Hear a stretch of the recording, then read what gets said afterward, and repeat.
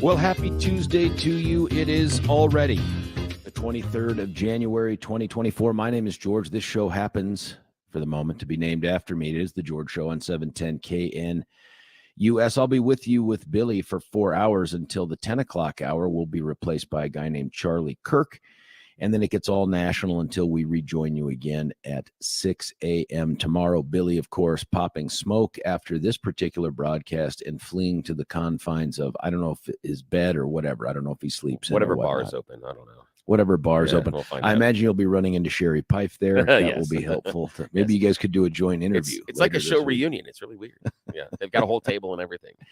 It's who's on it though? Who's on the table? Well, it depends on the day. Yeah, because sometimes Tuesday, Patty Calhoun is there. And, Patty too. Yes, Patty, if you're listening in the podcast, we don't really think you're at a bar at this hour. No, We think you're at a bar Not at the hour again. you're listening to the show. Yes, exactly. It's supposed to be mostly sunny, a high of 50 degrees. Again, everything sort of changed between yesterday and today because as the fog lifts, the weather prognosticators think they know what's going on. So here's the good news. High of 50 degrees today, 47, 48 Wednesday, Thursday. After that, who knows? But the little pictogram shows 41 degrees and morning snow on Friday. And then Saturday, Sunday, and Monday, great balls of fire in the sky, 47, 50, and 55. So if you were planning on doing something outside as the climate continues to change, seems like a pretty good week to do it. Big Daddy made the decision through the show yesterday to run for about 3 miles. Now, remember, I had been training for the Marine Corps Marathon, and for reasons tied really just to some family health issues that were unexpected, I couldn't go and do it. So you would think, well, you've only been off since October. How bad can it be? Yeah, it can't be that bad. The answer is bad. Oh, it's no. Bad. No. It turns out it's hard to get in shape when you're in your 50s. It's much easier to fall out of shape when you're in your 50s. That's the real problem is I've got this major complaint that getting fat is fun. All the good foods, all the really fun stuff to do, that's getting us fat. It is not fun to do the stuff that keeps us in shape. It sucks. And that's the problem. If they could make exercise as much fun as consuming an entire sheet cake, then now you got me. But no. I don't know. Yeah. Do you remember the 80s with the whole knee-high sweater things or whatever they were that women wore? And those leg Olivia warmers. Newton-John. Yeah, leg warmers. Yeah. Oh, this is leg warmers. Is that so what funny? They were called? Yeah, they were called leg warmers. Not knee-high sweater things. No, they weren't. Okay. No. It's weird that you say that because oddly enough, for the other gig that I've got, I have been going down a rabbit hole of obscure 80s pop and new wave in order to broaden my musical library that I work from. There's some holes as far as some bands and some things. So I have spent the last couple of days just reveling in forgotten 80s pop. And there's some that are just, you're like, oh, I forgot this song. It's so good. Billy, to put it all in perspective, February 8th will mark 42 years since that video was released. Oh, geez. Buddy, 42 years? Are you kidding? That's like us watching it being in 1982 and looking at something from 1940. That is ridiculous. This sucks. I am old. I don't see myself as old. I still have a young man's eyes. Yeah. But no wonder the kids out there are like, hey, Gramps. Oh, yeah, exactly. Pops. I get that too. What's going on? Yeah, I get that too all the time.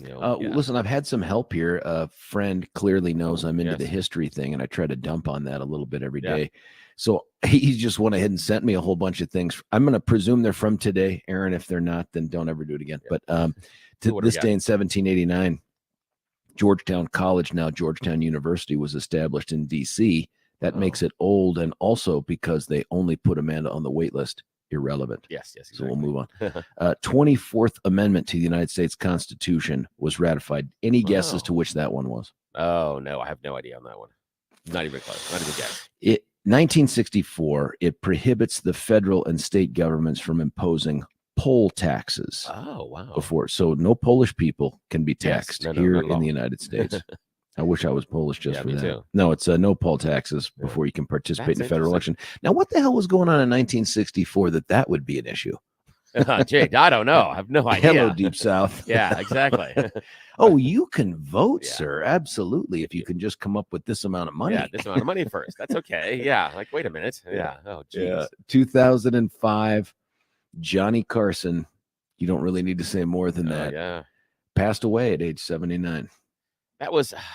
And again, that was almost a golden era of those late night talk shows. They're not the same anymore. Now, again, people say, oh, they're getting too political. There was politics inside of Johnny Carson. There was. Now, was he on the monologue as political as the guys are today? No, because he would have, and we had this conversation yesterday, people like Don Rickles. They were the guys that delivered the punch. So rather than Johnny, and he did throw some punches sometimes, but the really hard ones came from the guests. That was kind of the idea, and we've changed that now to where the host and their politics are way out up front. The other thing that I miss with the new late night talk shows is you don't have those funny sketch comedy bits. And I wonder why they don't, because that was something that was really good with Johnny. And you have got a couple of guys at late night in Kimmel and Fallon that have some roots in doing some of that sketch comedy. Fallon with SNL, he easily could go into that. Now he has some stuff that he does sometimes, but I'm wondering why they haven't gone towards some of the sketch comedy things that he could do so well. And Kimmel's been a writer on a number of things, and he easily as well could, do that kind of a sketch comedy thing. It's just something that I don't understand why that has been determined to not be. Yeah. It sort of changed a bit with David Letterman, who I grew up watching, man, from the early 80s on. And it ruined a part of my childhood because, of course, I had the television set in my room and I would force myself to, this is probably where my poor sleeping originated, force myself to stay awake to try to watch David Letterman, at least the opening stuff. But he took it a different direction. It was all stunts. Good point. Do you know what I mean? Yep. Like dropping stuff off a building and stupid human tricks, stupid pet tricks. I mean, it was all that stuff. Yeah. And we don't even have that kind of thing. I mean, they do some of the thing, go outside and ask people stupid questions type things. But it's, I do enjoy some of the games that they play on when Fallon has those, when they have the celebrities on and you play silly games. I enjoy those. I think that's silly because it breaks the celebrities out of the mold of where you normally see them. So I appreciate that. But the rest of it, I'm kind of, I don't know. There's times like, are you guys even trying? I mean, even haven't watched late night TV in years, with the exception of, what's his name on Fox? Gutfeld.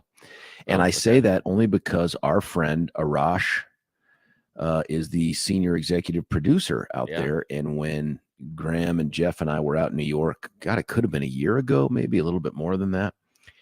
He hooked us up with tickets. I think I told that story on air where it turns out that maybe Gutfeld isn't 13-year-old appropriate. So, that's fun. Jeffy got it all. Graham was like, "What? Why is he saying that about that?" I'm like, "Yep, we'll talk about that later." But what does he mean? What does this word mean? Yeah, like, why is that funny? I'm like, well, because I'll talk to you. But Gutfeld apparently has been crushing the other late night hosts on a regular basis. I don't know if it's every day, but man, he's really crushing it. But I haven't seen ratings.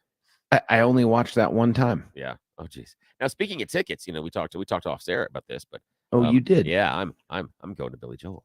I know you are. And you scored some sweet seats too, which are awesome. Yeah, it's and again, not due to me. It was due to my son or anything else that I did. It was my son. He had gotten a little bit of a spiff through work and had gotten some extra money, and so he decided, he's like, I really want to do this, and we had talked about it. And I kept asking, well, how close do you want to be? What type of memory? Because this, we don't know how long he's going to tour, everything else. He's one of your favorite artists. You've never seen him live. What do you want to do? And he started, further back at Coors Field. And he's like, no, I want to be closer. Because he started way back in the top section. He's like, no, I don't want to be there. Because I showed him some pictures. Like, no, that's not. And so got a little closer and we were looking at some pictures because you can do sight views on certain maps. Yes, that's right. And so he's like, that's nice, but no. And then we get closer and we get closer. And finally he's like, I want to be close, Dad. I want to. And I'm like, okay, what are you talking about? And he goes, I'm willing to spend this. And I'm like, oh goodness. All righty then. This is, we're in a different zip code than what I thought we were in. And so, he plopped down some cash. So we are going to end up being in the 6th row. So, buddy, that I'm jealous. You had said though that your son found the money just sitting out in the open in someone's purse. Yeah, exactly. That's what it was. That's the luck. He was like, "Wow, look at this." He goes, "Obviously, this is for me." That's how do you? I can't believe someone would just leave it inside this purse like this for me. Obviously, it's I barely had to jiggle the lock to get that thing open. This is crazy. My good fortune. It is, yeah. And the nice part was that the deal that we got on the tickets there were significantly less than others in that range. And that was how did you do that? We did it. I just found them online and just kind of scrolling through some. And so again, I'm an idiot. So smart. Well, I'm an idiot. What I did is, this is what I did. I got a piece of paper out and I put down where the stage is. And then we went through different ticket sites. And I would have a letter next to each one of them based on the ticket site. And then based on what section they were in, I had a list of what row and what the price was. And this one set just popped out. And so granted, we're going to be, it's not direct center. We're going to be on the left-hand side and a little bit on the left-hand side of the aisle. And that's fine. because, and one of the reasons we chose left-hand side of the stage rather than right-hand side of the stage is Billy Joel traditionally sets up his piano so that he faces the left-hand side of the stage. That's traditionally it's traditionally how the piano's set up when he plays. Did not know that. Well, again, I wish this is the stupid stuff that goes through my head. Yeah, but you billied it. You billied that's the what entire I did. process. That's what I did. So I wish I had known that, but we're limited by the fact that we need the ADA accessible seats, which I'm completely comfortable with. But man, you'd be surprised at how few seats are available for the ADA folks. So I was just happy to get any of them. Yeah, they have, it's a decent sidelines there, but there are times I'm just like, I think it's an afterthought, and there are times in which I really think that there should be some ADA seating within those first 3 rows. I really do, because I've really become so so sensitive to the whole ADA thing over the last however many years. I can't tell you how much it pisses me off that there are businesses out there that are like, whatever. I'm like, we don't have to.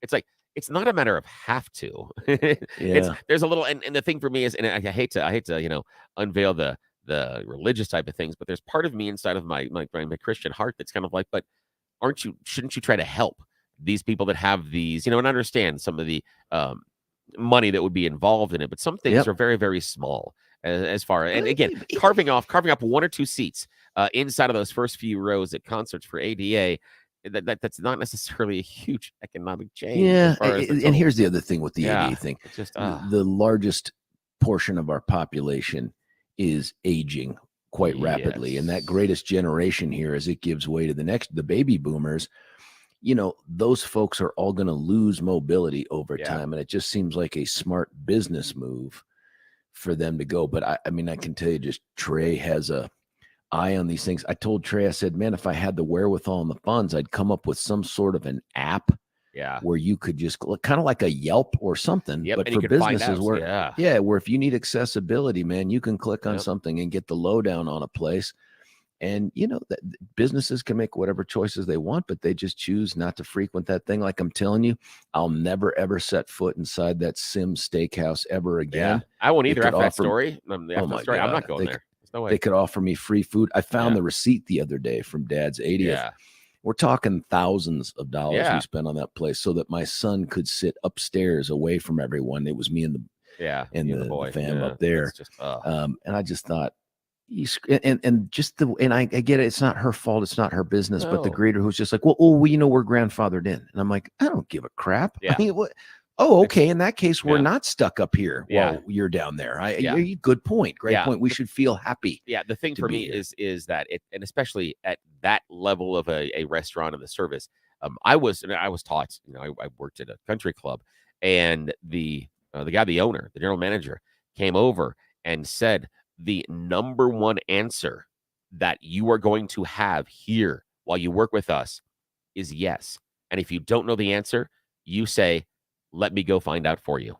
He said, you will. He goes, we expect you to go above and beyond for everything for the members that are here. He goes, that's it. He goes, that's our brand. And he said, if you can't do that, he goes, that's fine. He goes, no harm. You can leave. But he goes, that's what we're expecting. He said, when you put on this uniform and you walk onto the floor, you are expected to deliver the best possible service you can. He goes, we don't half-ass it here. And he goes, we work hard. He goes, you'll have fun. He goes, we'll pay you well. He goes, you'll get tipped well if you work hard. He said, but he goes, we're not effing around. He goes, when you get on that floor, he goes, you will provide the best possible service. And that was great. It was wonderful. Every once in a while, you will be sexually harassed and you'll want to file a lawsuit, and you should. Because our answer is yes. The thing is, you had so many really fun members. There were some that were real, asshats, but we had one older woman, and she's at that point in her life in which she's shrinking, and she's getting smaller, and she kind of comes in and she shuffles in, and she and her friends played bridge, and it's middle of the afternoon, and I think it was like a Thursday, so it's not really a busy time. And the fun part is she has a developmentally disabled son, and the son, we'd set him up. If one of the dining rooms wasn't that full, we'd set him up near the TV. We'd let him choose whatever TV show he'd want. But part of while they were playing bridge is, you'd come over and you hang out with him. You spend some time with him, and he comes in and sees mom sometimes. Really nice guy. But the best thing about it is she's little and she's tiny and she's a chain smoker and she has the whiskey voice. So she comes in, she's like, hey, kid, Like Marge's sisters. Oh, yes. Even worse. I mean, you thought, yeah, Selma, but no. I mean, this is worse. And very nice woman. And when she would leave, the ashtrays were packed as high as they possibly could with physics, with all of the cigarette butts. But we put her in one of the smoking rooms. She and her friends would chain smoke, for a couple hours. Boy. And yeah, and she tipped really, really well if you took care of her. If you came in and weren't supposed to dump the ashtrays. I don't know why, but you weren't doing that. But if you came in and made sure that ashtrays, buddy, when's the last time you saw those? Tell me about it. Yeah, when's the last time you've seen the ashtray in the car? That's a weird. I mean, that was an entire art project in school. Yes, with the clay. Yeah, it was like the first thing. It was like the first make Mother's an Day ashtray gift for Grandpa. Yes, or Mom or Dad. It didn't matter if they cooked or not. It was either ashtray or pot holder. Because they're basically the same thing. It's just a matter of how big the edges are on the outside. That's all it is. That's right. It's the only thing. Yeah. Yeah, times have changed now. Oh, yeah. I don't know. Listen, one good note on this day in history. Madeleine Albright here, 27 years ago to the day, who was sworn in as the first woman Secretary of State. Oh, wow. That, of course, was under Bill Clinton. But here's this must be a day of death, because in addition to Johnny Carson, it says here that Larry King, talk show host, legend, passed away at 2021 at age 87. In 2011, Jack LaLanne passed away at 96. Right. Remember Jack LaLanne in that weird 1960s, 50s suit thing? The zip-up onesie thing. Yeah, it was like a onesie, Sandbelt kind of thing. Yeah. But he was big. Yeah. He was big, and he's doing one-arm push-ups and stuff like that. Oh, I remember that. 1942, in a place called Louisville, Kentucky, a guy named Cassius Clay, later Muhammad Ali, was born. They have a heck of a museum out there. Do they? To Muhammad Ali out in Louisville. Yeah, if you get a chance. Between that and the tour of the Louisville Slugger place where they make the bats, and that's pretty cool. But they're both, you got to hit those things if you get to Louisville. Did you hear? You heard the reason why Muhammad Ali eventually became so flamboyant and the talker and the dancing in the ring. Do you know the story behind that? It all goes back to professional wrestling in Las Vegas. No. Yeah. There's a time in which he's got a professional fight, and he's fighting in Las Vegas. And across town is the professional wrestler Gorgeous George. And George outdraws Ali. And he wants to know what in the hell is going on in that building with the fake fight, that my real fight doesn't pull as many people. And they said, well, dude, it's Gorgeous George. And he goes, what? I've used that line. Yeah, he went and he looked and he figured out what George was doing. And that's what he's doing. Muhammad Ali's shtick about float like a butterfly, sing like a bee, that's all a ripoff of Gorgeous George. And he does it perfectly. He made it his own, and he absorbs it, and it becomes his persona. But he's not that person until Gorgeous George beats him at the box office in Vegas, and he wants to know why the fake guy can outdraw the real guy. And he gets it. And then he becomes the person. And then he becomes a world champ and becomes unbelievable. But it's all because of professional wrestling. Yeah. Wow. That's why. I know. Again, can't do long division, but that's the stupid stuff that I know. So, no, it's good stuff. I suppose under the caption, more good stuff. Also on this day, 1973, that's just 51 years ago, Richard Nixon announces the end of the Vietnam War. That's a big one, man, for still folks out there today. And, of course, the one that everyone's going to talk about around the water cooler today. In 971, War Elephant Corps of the Southern Han defeated by Shao by crossbow fire from the Song Dynasty troops, forcing the Southern Han state to submit to the Song Dynasty. First regular war Elephant Corps in the Chinese army. If you were looking for another example of how the Chinese have taken over the internet, there it is. Because... I love the idea of the Elephant Corps. Again, I would love, you and I'd love to hang out, a couple of beers at the bar, and talk about the military strategy of the idea of going, I got an idea, guys, elephants.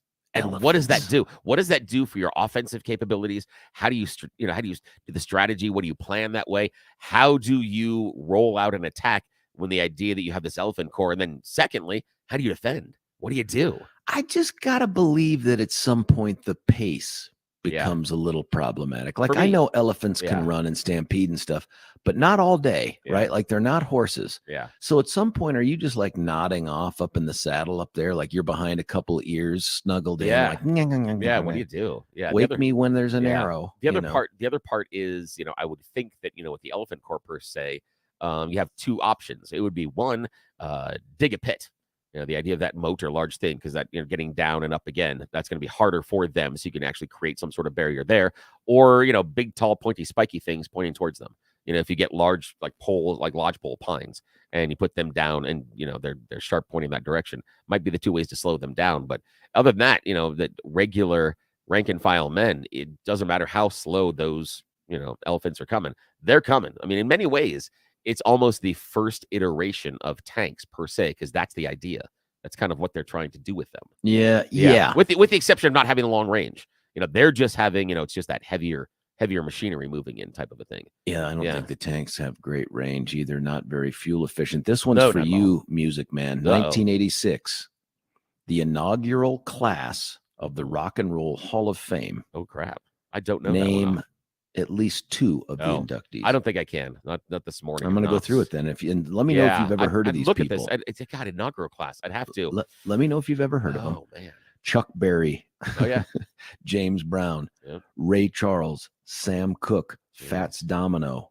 Everly Brothers. Buddy Holly. Jerry Lee Lewis. Guy named Elvis. Little Richard. Robert Johnson escapes me. Do you know that one? No, I don't. Sounds like a Jimmy Rogers. Jimmy Anson, some of these I don't know. Alan Freed, of course. Yeah. John Hammond, don't know. I don't know those three. Robert Johnson, Jimmy Rogers, John Hammond, and then of course Sam Phillips. That was all in 1986, Billy, when we were prenatal. Hammond, I think is the organ guy, but I'm not sure. No. I don't know, but any plays with his organ that gets into the Hall of Fame. You got hats off to him. Yeah. And then in 2018, China-loving LeBron James becomes the 7th and youngest player at 33 years and 24 days to reach the 30,000 NBA point milestone. Jeez. They lost that game to San Antonio, but nonetheless, still kind of a thing. Okay. Have you seen our very own Nikola Jokic like breaking ankles lately and just killing people on highlights? No, I get the clips. I get the clips in my feed. I can't watch it, and it pisses me off. I can't. Yeah, it's bothersome that this thing can't get worked out. But so I see the clips in my feed, and everything is just ridiculous. We played, I think, one clip from where, and maybe you were out that day, but where he hit this ridiculous. It would have been a 4-pointer if they had a 4-point line. You know what I mean? Where he's just swivels, throws this thing up at the end. I don't understand what we're watching other than wow. Yeah. There was one where they're playing the 76ers, and he gets the ball and collects on the low post, and he's being defended, and Embiid comes across the lane to double down on him. And as he collected the ball, Jokic had checked to see what the lane looks like. So as soon as Embiid comes out, it comes across the lane. He takes his big, long arm, stretches it out, and makes a bounce pass to Anthony Gordon, who's now sitting on the opposite low block for a layup.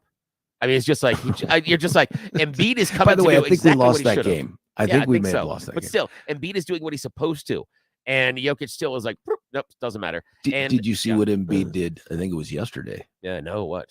Put up 70 on San Antonio. Ouch. And that's interesting on San Antonio, too.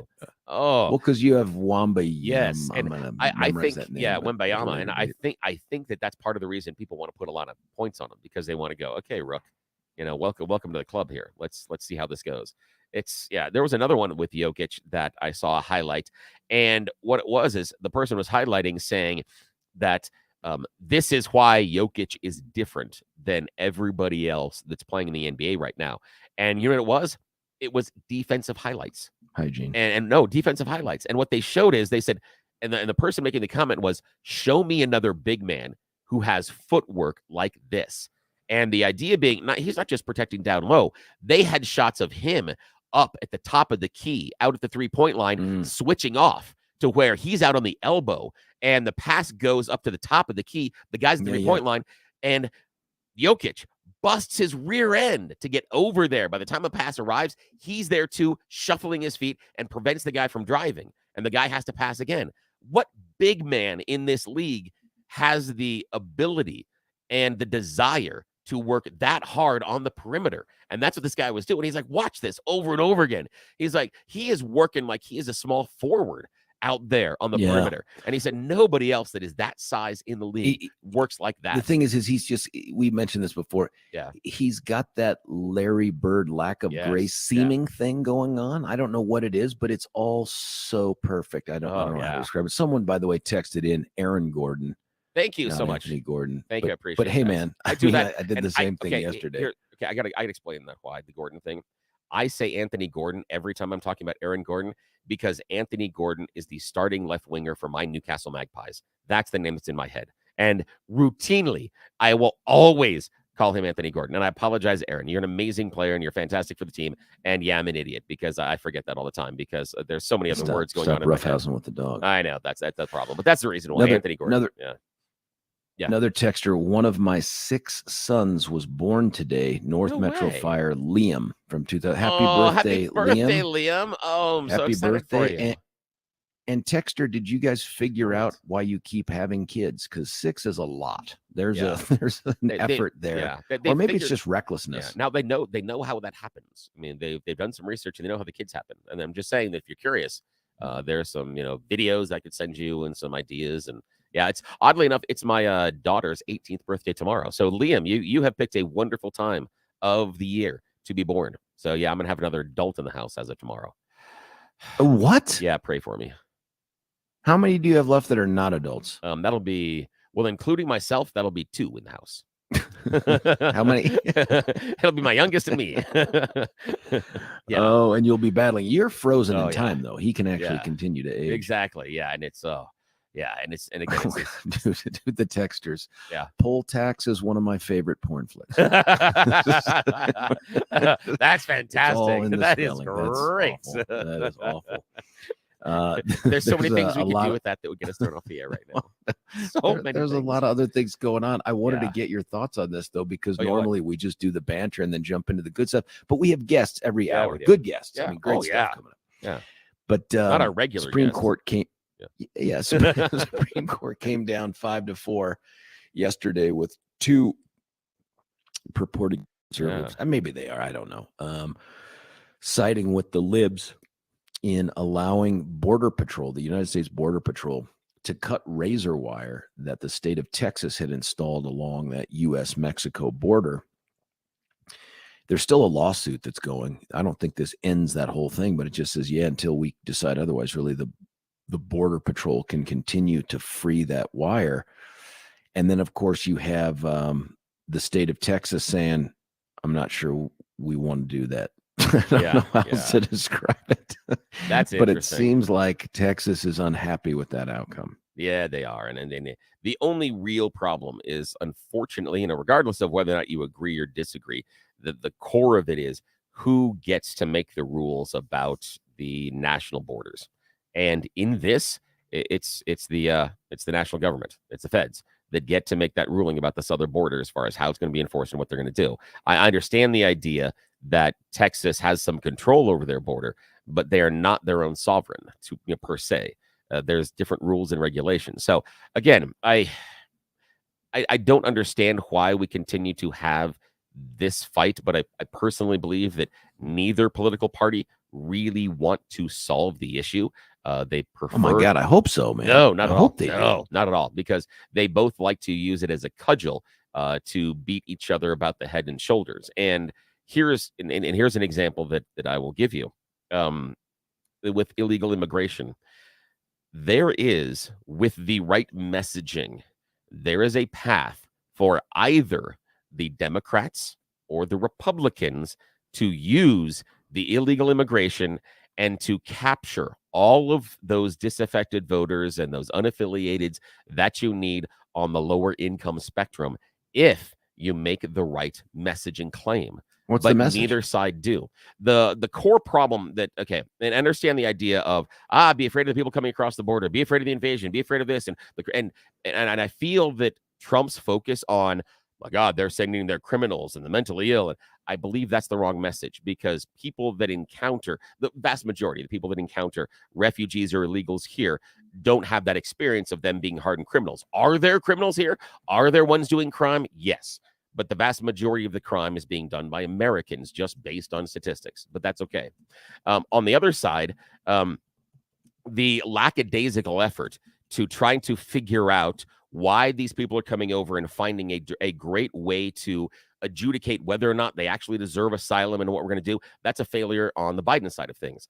The messaging that works in the middle is an economic message, is that you talk to the people that are in the middle income classes and below and say, one of the major reasons right now that your wages are not rising, one of the major reasons that you're having problems putting food on the table, paying for what you want for your kids, getting them to college, is because of illegal immigration and artificial wage suppression.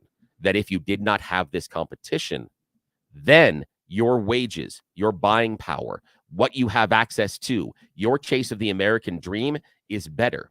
We don't want to shut these illegal immigrants out of the American dream, but if they want to come through, they have to come through the right way.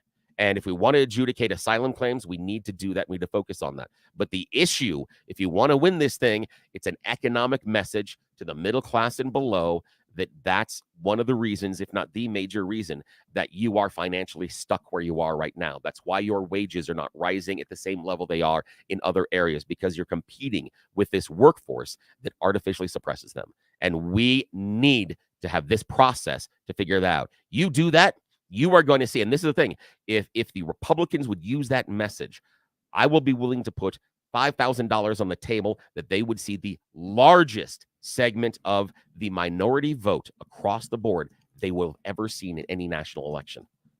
That is a message that will resonate with the minority voters, but they don't choose to do it. It's an othering message, and I think that's wrong. So, but I don't think people are going to do it. And again, I'm an idiot, so I could completely and totally be wrong, and somebody take my $5,000. But that's if you I'll want take to, your $5,000 bucks. If you want to, if you want to, $5,000. But if you want to take that minority vote, if you want that message, that's it. That's the message that will resonate. Stop this stop this invasion. That's not going to work. The part that gets me, and I understand and appreciate that. I do. The part that gets me is that time and again, the Supreme Court here, and this 5-4 vote is going to make people crazy pissed off at John Roberts, who ever since and the Amy Obamacare tax thing, that people have lost their minds over him. Like, this guy is somehow a total sellout, and it's just garbage. What about Barrett? Barrett's the Trump. Well, that's what I was going to say. Comey Barrett now has joined him. What do you say about her? She's one of Trump's. Yep, exactly.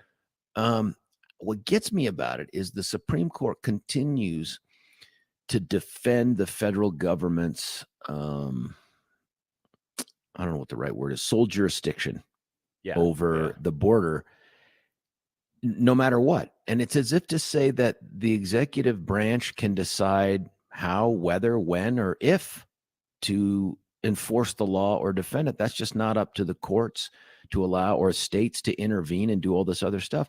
And for this example, I think to myself, this is crazy, man. You've got a guy in the White House and his Homeland Secretary who have clearly taken a different approach to the enforcement of the border than the administration prior. And that difference has led to this swarming of people across the border and all these other things. And they blessed off on a bunch.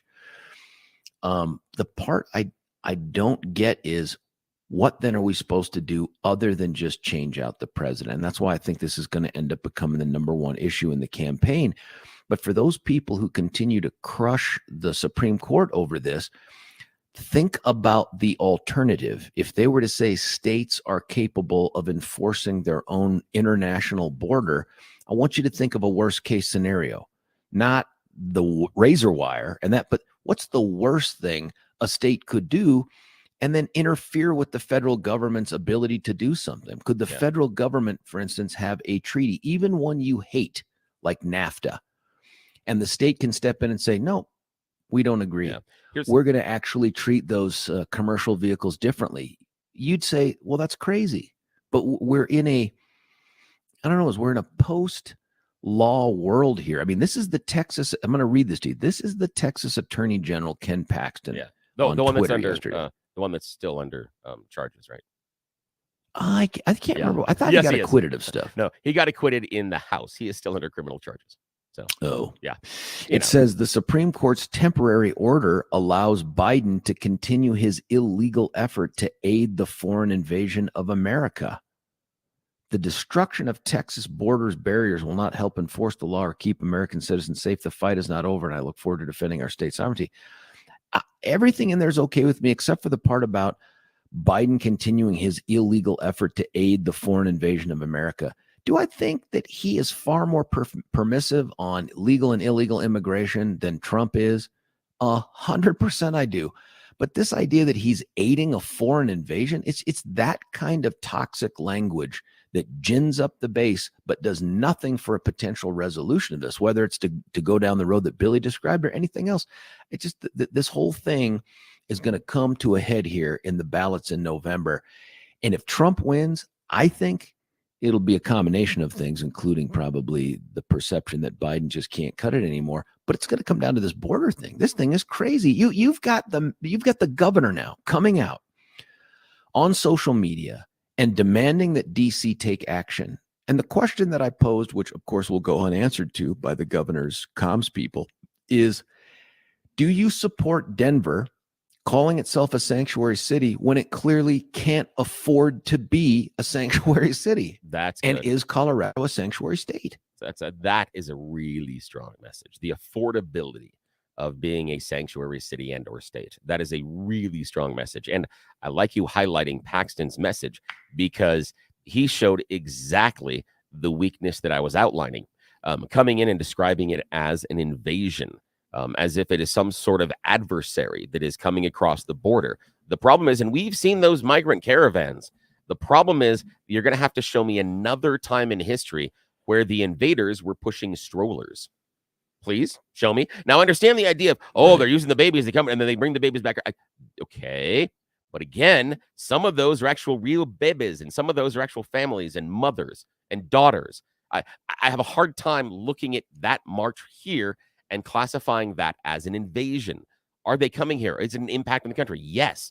I disagree with the word invasion. And that's where I think you're going to lose the argument, because there are going to be people that don't look at that as a, quote, invasion the same aggressive way that some on the conservative side are. And if they would make the economic, feels like a military effort. Absolutely. Right? Absolutely. And your economic argument that you just made about the sanctuary cities is the same economic argument that I talked about. That's the immigration argument, that we are having problem in the city. We can't pay for the stuff. We can't get your free, pre-K. We can't get your free kindergarten. We can't get this. We can't put air conditioning into our schools. Your health care. We can't do this. Yes, we can't do this because we're paying for these immigrants, whether or not they're asylum seekers or illegal. That is a strain on resources. And that's why you are having the financial difficulties you're having right now. Not because they're bad people, but because of the strain on the system. That's the message that wins. That's the winning message. Stop describing them as an invasion force. That's not a winning message. It's not going to work. Listen, have the trespassers, have they trespassed, broken in? I'm happy to use all that language. Yes, absolutely. Yeah.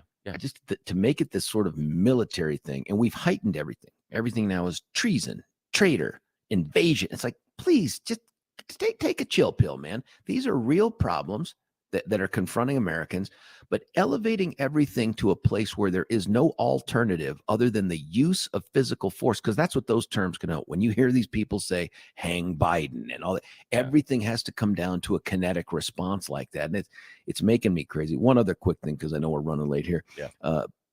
Polis issued a proclamation yesterday cheering on abortion. But he declared yesterday to be Reproductive Rights Day. And yet it occurs to me that it isn't about the right to reproduce. That's a good point. That part, I think we got that down. It feels like it's something else that we're cheering on. And so now we've got abortion in this proclamation, and we can talk about this later. I like that. The way they've identified the language. That's clever. That is very clever. There's some hay to be made there. Yeah, nicely done. Oh my goodness. Well, and they're gonna now try to enshrine in the Constitution, just like we predicted a long time ago, the right to abort a baby up through their sophomore year of college or whatever it is. It's something like that. Which, no death penalty, but you can abort a kid up through. I might have considered that in the last couple of weeks. I think you're also going to ultimately be allowed to abort a parent. Yes. It'll be a new asterisk with euthanasia. My kids have thought about that too. In fact, they have a plan. I found because abortion is it's so good and lovely, and it's all about health care. That will become the new term. We're going to replace the death penalty with abortion. Society is aborting a member in their 200th trimester. Yes, exactly. I like that. I don't even know what that adds up to, but that's an old person. Hey, listen, let's do this. Let's cut away for a break. We'll come back. We'll do the good stuff. That's the Thorpe Report. Then the You Choose the News. And then heads up, folks, we got some good guests coming on board. 7 o'clock, we got Mike Lynch, representative. 8 o'clock, Kent Theory, former CEO of DaVita. And 9 o'clock, a guy named Dustin Zvonek, Aurora City Council member. All great topics you're going to want to stick around for. It's George Brauchler, 710 KNUS.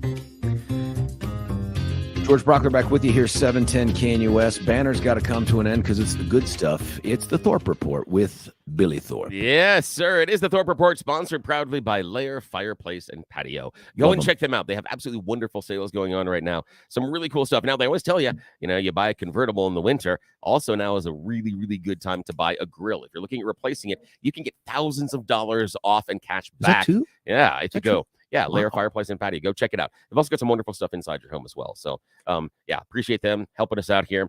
Now, again, today, 50 degrees is going to be our high. Overnight lows at 27, 47, 48. The next couple of days before we drop down into the low 40s. On Friday, possible snow showers and are rising back up into the 50s for the weekend. A man wearing a bulletproof vest climbed into a fire truck before engaging in a shootout with police outside a Windsor hotel earlier this month, according to the Loveland Police Department.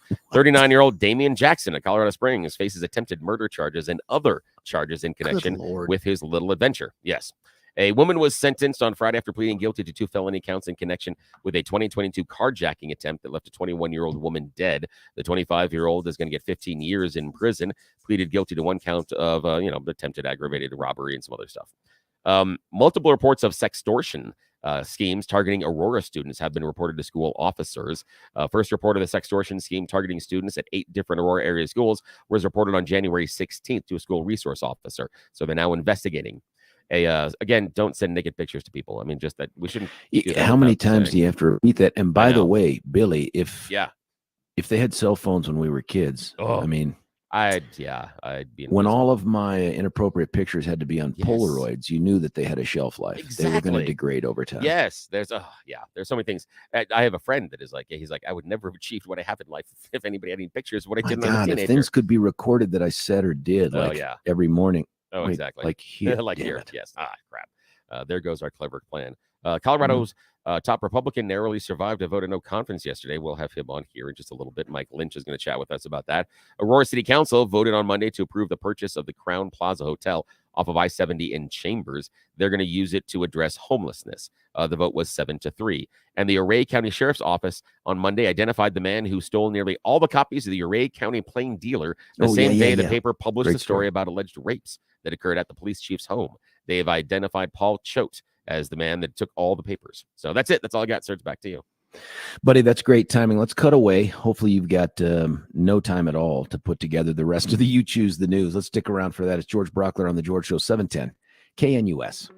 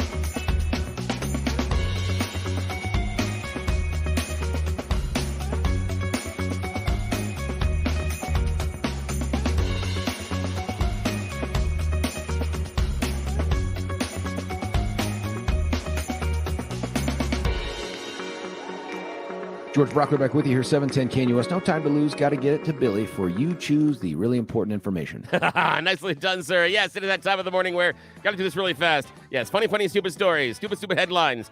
They don't know we're doing this, so okay. Alrighty, sir, here we go. You choose the news. Headline number 1, maybe she's an Anna Kendrick fan. Headline number 2, middle school is vampire friendly. Headline number 3, new fashion trend or medical emergency. And headline number 4, turns out those things actually work. Your choice, Vampires, sir. Baby. Yes, Vampires. This middle school is now vampire friendly. The Southern Alliance Middle School in Graham, North Carolina, no relation to Georgia's son, is taking Who's in middle school? What? Who's in middle school? Yeah, exactly. But here's the idea. But he's in Graham, North Carolina. See, that's why. That's it. Yeah. They're taking drastic measures to make sure the kids do no longer record videos for the tickety talks. They are now removing all of the mirrors in the restrooms. Yes, because all the kids, are standing in front of the mirrors and doing that. So, again, very vampire friendly. But they say not as many visits to bathrooms, so get the kids out of it. Yeah. So they're taking out all the mirrors. Alrighty, next choice. Maybe she's an Anna Kendrick fan. New fashion trend or medical emergency. Oh, yeah. Anna Kendrick for sure. Maybe she's an Anna Kendrick fan. This is crazy. Recently, a woman was arrested for having some Stanley stainless steel drinking cups in her car. Normally not a big deal, except she stole 65 of them. Now, they are a hot thing right now, so she had $2,500 worth of Stanley cups in her car that she had stolen. $2,500. And again, if you get the reference, Anna Kendrick. For normal people, for normal people that don't do the Stanley Cup thing, 65 cups should be about $65. Exactly. It's like $2,500. And again, shout out to those of you that knew Anna Kendrick did the song Cups, which was from Pitch Perfect. Boom. All right. Final choice, sir. New fashion trend or medical emergency, or turns out those things actually work. Turns out those things actually work? Yeah, Florida man discovered that turns out those things actually work. A construction company recently bought some security cameras valued at about $355 to keep watch on their property they were working on. That's according to the Marion County Sheriff's Office. But recently, while reviewing the footage, the company caught a clear image of a man who stole their cameras. Yes, one night a Florida man came up to the security cameras, stole the security cameras, but left the footage and the recording devices behind. We don't catch the smart ones. Because of course we did. So they discovered it. They were able to identify him, and the man's photo's been released to law enforcement. They're looking for him. But again, literally, his face is right in the frame. You couldn't have a clear picture if he planned it. Oh, that's all I got, sir. Back to you. You get 20 seconds. Buddy, that's magical. Hey, listen, when we come back, one of the news stories Billy talked about was Minority Leader Mike Lynch. We're going to talk with him about everything going on with him in the Capitol when we come back. Stick around. George Brauchler, 710 KNUS.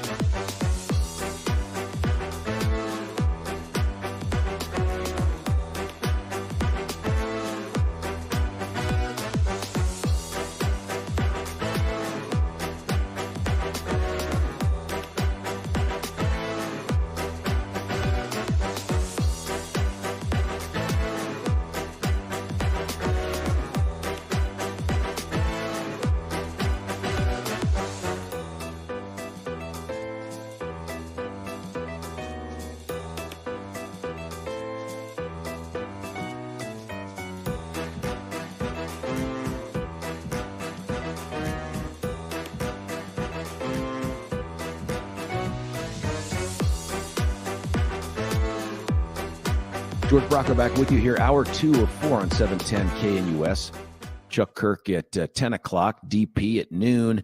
Then we go to Seb Gorka and Brandon Tatum from 4 to 7. Of course, I'll be back with you tomorrow from 6 to 10. Billy, afraid to come in. Apparently today will be his last day this week as he really gives into the fear and the anxiety and ends up staying home, where I think I was all the time in bed.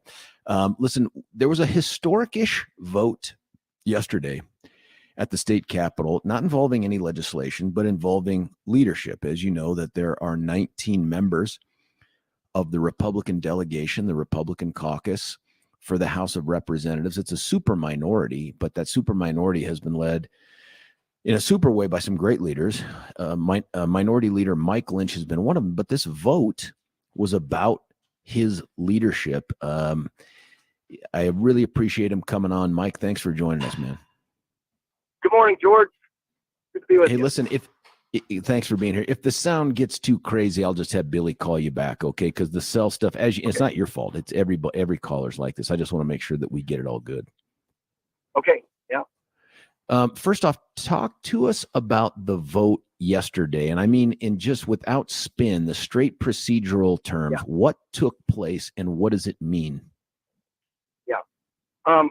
Right. So the vote was a result of a couple of the members, requested that I resign.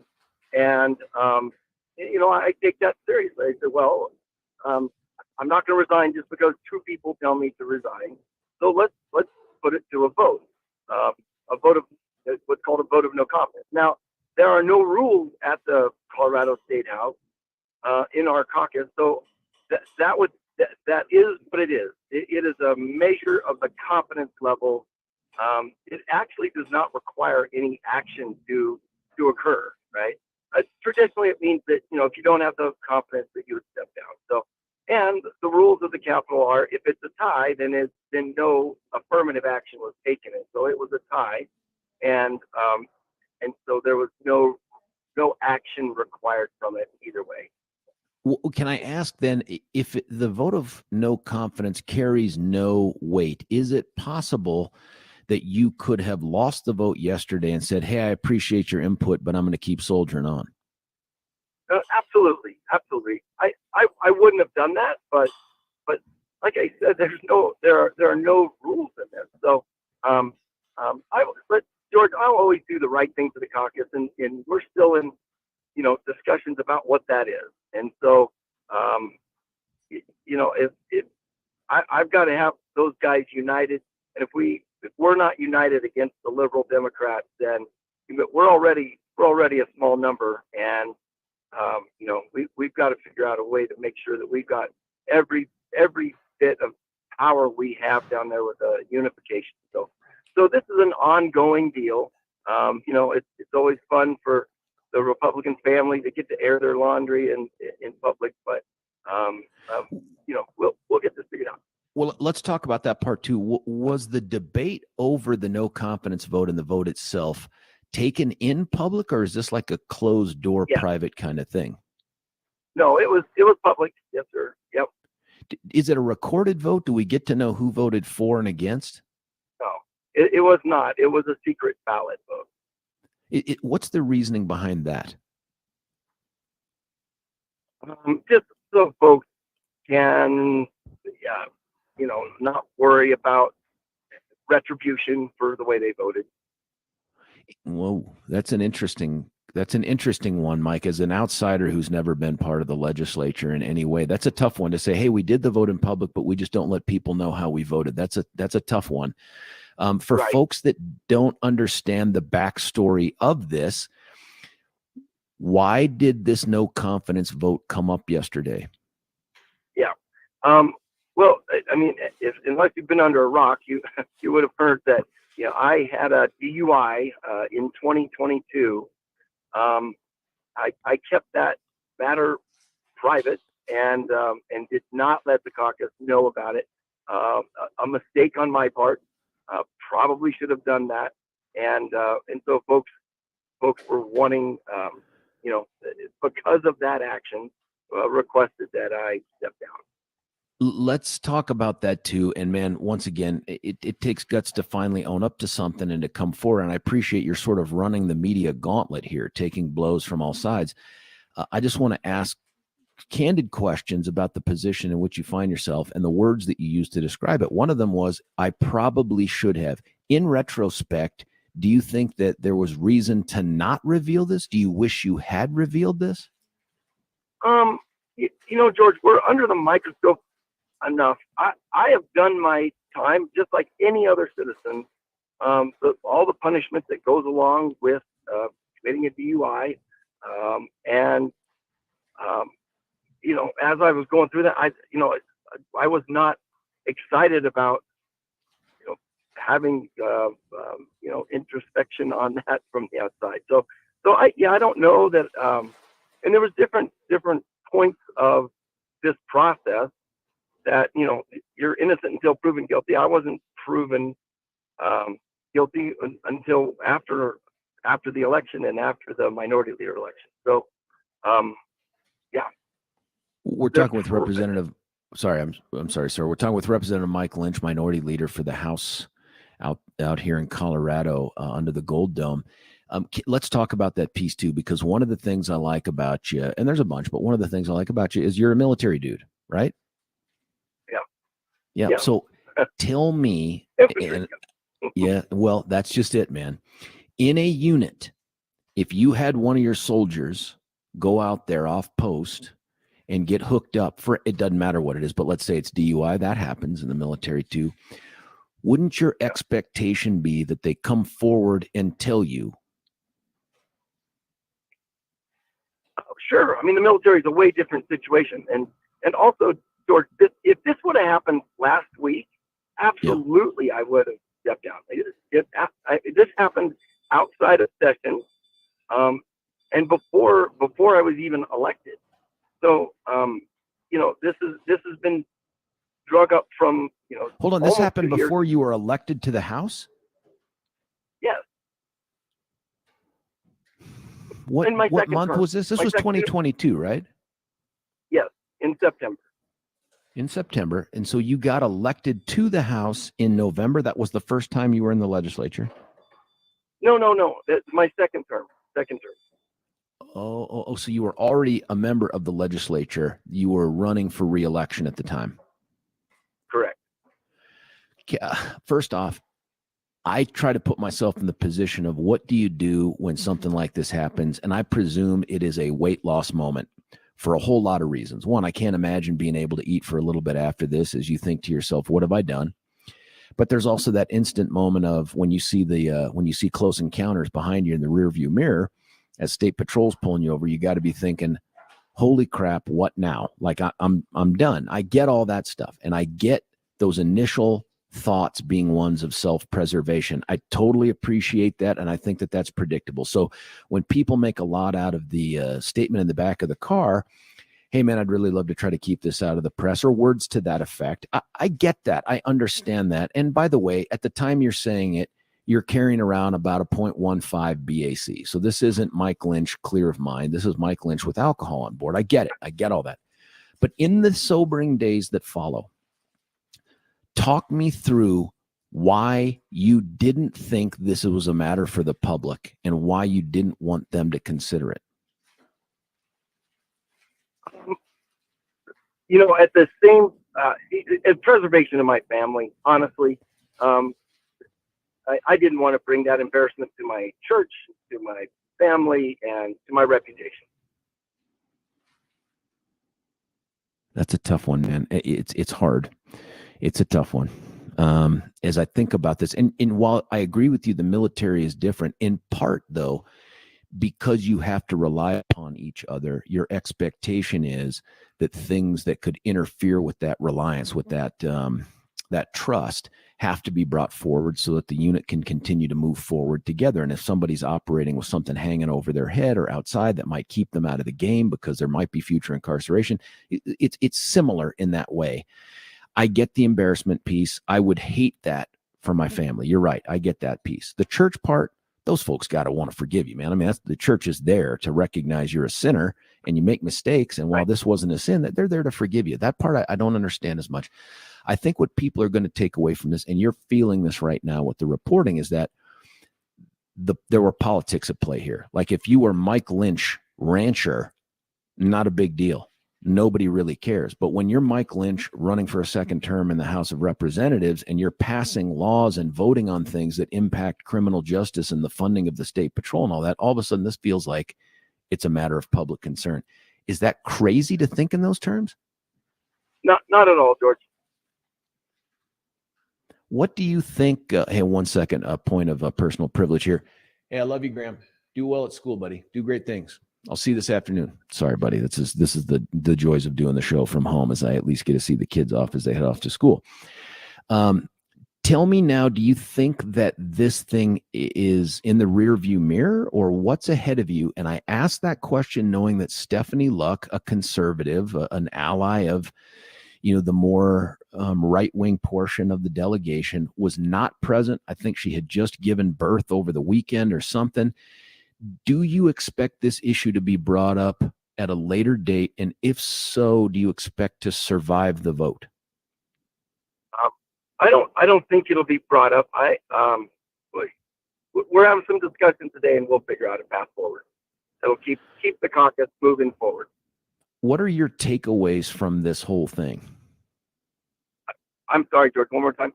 What are your takeaways from this experience? I mean, from the initial decision to just kind of wait and see if anybody discovers it until how it's rolled out now. I mean, what are your takeaways?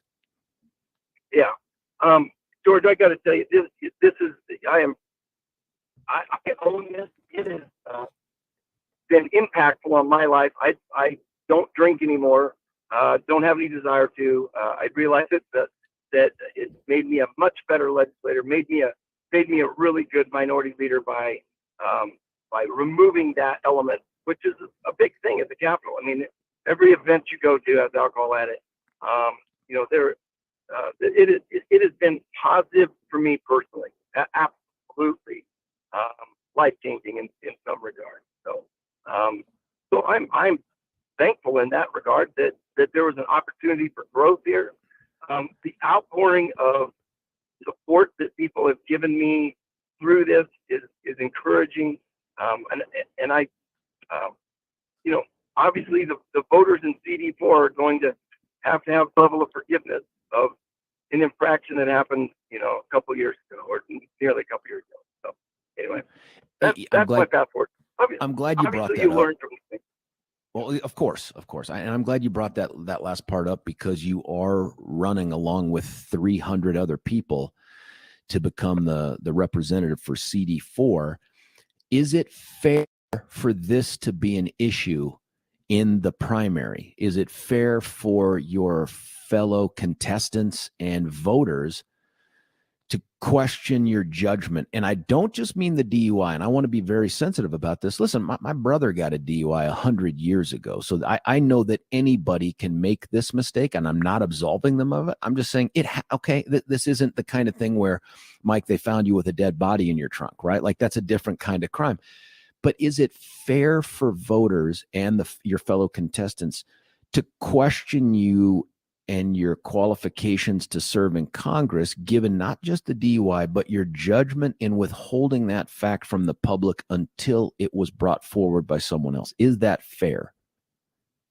Absolutely. Okay, well, because I imagine they will. I imagine that part is going to come up. When you look at running, I presume, too, what a huge distraction for you, both as a candidate, but also as a guy who's trying to figure out a way to lead these 300 Spartans through the hot gates here in the House.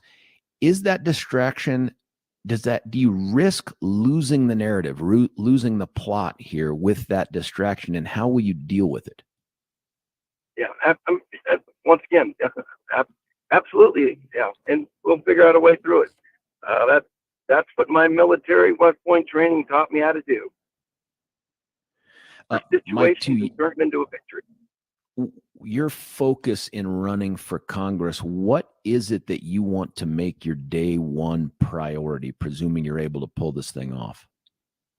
Yeah, well, twofold. One, make sure that we seal up that dadgum border. I mean, that has been my fight here in Colorado, is the fight against illegal fentanyl that's coming through. And I'm excited that, I was hoping we were going to talk about some of that legislation today, and maybe we can do that later. But so seal up that border, number one.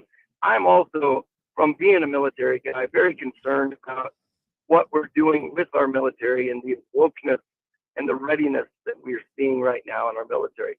Those two things are dedicated attention. And then also, making sure that the people of Horse CD are actually represented by somebody that will take their needs and concerns to DC and not be part of that DC machine. Well, I agree with that part, man. That whole swamp thing is real. I forget to ask two questions, man, that I have in my little notes here about the DUI thing. One is, where were you coming from that night? And the being armed piece is something that people are going to point to and say, hey, man, that guy I imagine you got charged with prohibited use of a weapon, which we call colloquially drunk with a gun. What were you doing that night? I was just coming from an event, non-political event that night in northern Colorado. And is it normal for you to be, other than maybe now, but for you to be packing? Absolutely. Yeah. I've got a concealed carry. What I used to do for a living is carry a gun. So. Has the concealed carry been impacted by this case, the prosecution and the plea and all that stuff? Well, yes. Yep. I'm not allowed to have firearms. Is that during the pendency of the probation, or is that longer term than that? No. That's just for the probation. I appreciate you talking about that, Mike. Also, I do want to talk about the fentanyl thing too.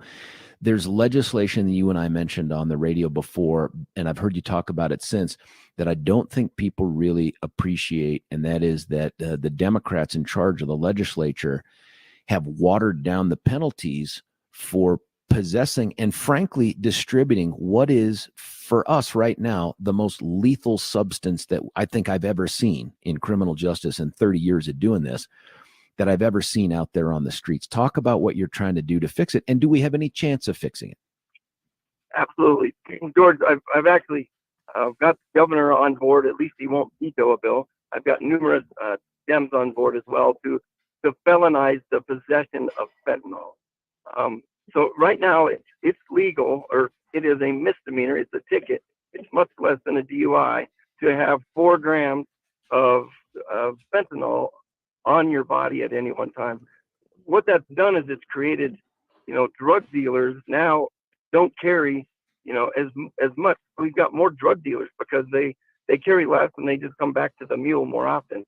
And also, it's 4 grams of fentanyl will kill 1,000 people, and that is a misdemeanor. That's a ticket in the state of Colorado. So we've got to get that fixed. That's part of it. I'm also working some legislation, George, that requires assessment as part of a condition of bond. So what that means is that we're going to start interdicting and helping people out much earlier in this process than we were before. I mean, if we're serious about helping people, let's get that help to them right away, and make sure that they are. We're using the state's money to get people help for their addiction issues. So. Well, look, I'm really encouraged.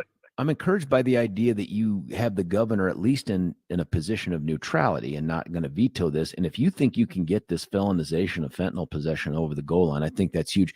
As a person who has been a prosecutor, pretty pleased with sugar on top, do not write it in such a way that it requires the prosecutor to prove that the person knew that the drug had fentanyl in it or some quantity of it, because I'm telling you, then that would just be a paper charge. It would be unprovable. We've already run into that. Yeah, George, that's the fault. That's the reason I got off of the biggest piece of fentanyl legislation in the state that I helped author a couple years ago, is because of that known or knowingly standard that's on it. we've, because that's their defense. I didn't know, right? So that is what we're trying to fix here, for sure. Good. Because when you're peddling poison, man, I think the burden ought to be on you, the poison peddler, to make sure that what you're peddling isn't lethal fentanyl. And if you can't do that, then you just signed up for a felony. Now, granted, I presume there's no chance in hell this could be a mandatory prison type of felony. I don't know what level of DF it is. Do you know what we're going to make it a DF what? I mean, it's going to be the lowest level felony out there. And that's probably the most you could get out of this legislature. Absolutely. And that is when, unless you have a felony, you're not eligible to get treatment and help right now in this state. So it's really a catch-22. They want to help people, but you have to commit a felony to get that help. But then we make it really hard to get a felony. So we've created this catch-22 to really help out our citizens. They also crushed the very effective drug courts that most of the metro area offices had stood up, mine included, because the felony was part of the stick, right? The carrot was, hey, we're going to put you in a situation where we can divert you out of the system. If you don't do it, if you don't comply, you run the risk of a felony conviction and some other sentence, maybe incarceration. When they took that away, I mean, if you're a defense attorney, why would you ever sign your client up for drug court? It is so much harder than the alternative, which is probation. And no offense to probation, they don't do a very good job at this stuff, man. They have too many cases, too few resources.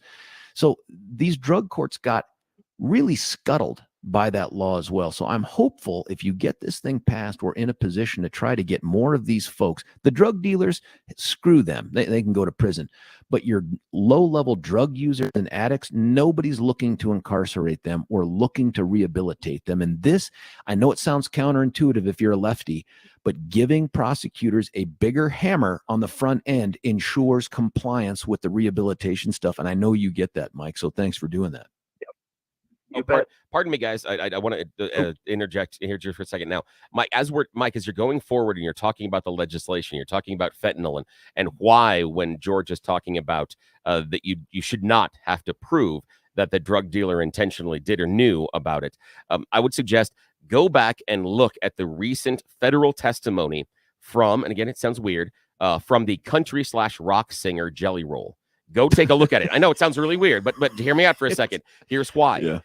He has multiple drug convictions. He was a drug dealer before getting into music, and he has a real life example that will really help you make your case. He talks about the idea that as a drug user, I felt it was a victimless crime. Now I have a 15-year-old daughter at home whose mom is an addict.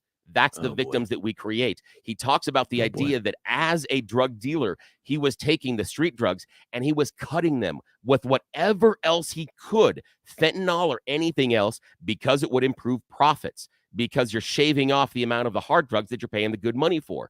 And he said, it is not a mistake. The idea that these drug dealers are going out there and all of a sudden now we have, fentanyl's in this. No, they're cutting it on purpose. Use his testimony, show them the intentionality of a guy that is on the inside. And in his testimony, he says, I promise you, he talks about being a kitchen chemist. He goes, I had no knowledge at all about chemistry, but I'm making these choices about how much of these drugs to combine on my kitchen table. And he says, I guarantee you, the drug dealers that are out there now are doing the same thing, being the same kitchen chemist, and it's killing people. Go look for it. It will help you make your case. Okay, I'm going to go back into my hole. Appreciate that. I like Billy's hit and run with this. Note to self: Jelly Roll. Mike, do you, as we sign off here, I'm going to get you to do your website, but do you expect another vote today, tomorrow? This no confidence thing, is it sometime at the end of the session? I mean, when did they do this? No, the caucus doesn't convene unless I say it convenes. So, we'll be analysts. So stay tuned, George. I'll stay tuned, man. I appreciate that. Listen, you don't need my encouragement to do this because you're doing it right now, but I'd say just keep suffering the slings and arrows. Do you know what I mean? Like, you're in it now. There's no reason to pull back. If someone wants an interview, you just keep moving forward till you get through that gauntlet, and then keep moving forward to the good stuff. I know you know that. I'm just trying to encourage you. I think this is the right thing. Timing may always be questionable, but I think this is the right thing, and you just got to get through it. Well, George, it's not how you get knocked down; it's how you get back up. And that's right. I've been knocked off a few horses and got back up, and I'll continue to do that because I care about this state and I care about this country. Not willing to let this slow me down. If folks want to know more about you in the campaign for CD4, where can they do that? lynchforcolorado.com. It's LYNCH 4 FOR Colorado.com. Lynchforcolorado.com. Man, I'll be seeing you on Thursday, by the way, at that Women of Weld event. Yeah, that'll be great. I'll look forward to it. Hey, Representative Mike Lynch, he's the minority leader for the House Republicans right here in our Colorado General Assembly. I can't thank him enough for taking the time to do this. Folks, if you can't picture what it must be like to be in this situation, and in no way am I taking away anything from how the situation got made. I get it. And I think Mike knows the responsibility and where it lies too. Uncomfortable, I presume. Some folks would never do what Mike has done on the front end or on the back end.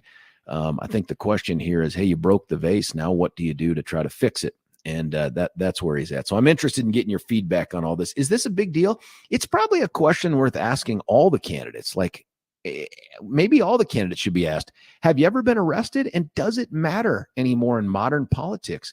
Does it matter if your candidate has a criminal history, and when and why should it be valued? 303-696-1971. Let's cut away for a break. Not before I tell you about Mitch Floria and the Art of Granite.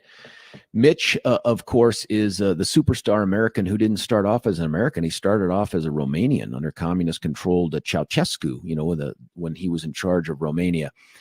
But he had that DNA in his blood, that American DNA. Came over to America as a young man, started a family, started a business. I'm not sure it was in that order, but I also know it doesn't matter. He has made both into superior American examples. This business, and I've been to it, folks, you ought to go to it, about Colfax and 6th Avenue. His business is not granite. And I think that that's a little misleading with the title, but you can't put 800 words in your website. So what Mitch does is he takes granite or marble or quartz, and that's all the man-made stuff, which is beautiful. I'm looking at some right now in my kitchen. All of that stuff, and he takes it and turns it into countertops for your home. That facelift you were looking for, this is the guy you called to do it. He is an expert, a craftsman, and a great businessman. So it's bathroom, kitchen, laundry room, maybe down in the basement you're trying to finish. Doesn't matter. Call Mitch first, and that will also be your last call. Mitch does great work, and here's what he loves 710 listeners. He loves 710 listeners so much that if you call him and tell him you're a George listener, he'll throw in the bathroom countertop for FREE free. If you say, well, what if I'm only doing one room? That's okay. He'll throw in the sink for free. You're going to get something for telling him you're a 710 listener. Go to theartofgranite.com, theartofgranite.com, or just call him on his own cell phone, 303-386-5919, 303-386-5919. That's Mitch Flory at the Art of Granite. When we come back, you, me, the calls, the many texts that are coming up. It's George Brauchler on The George Show, 710 KNUS.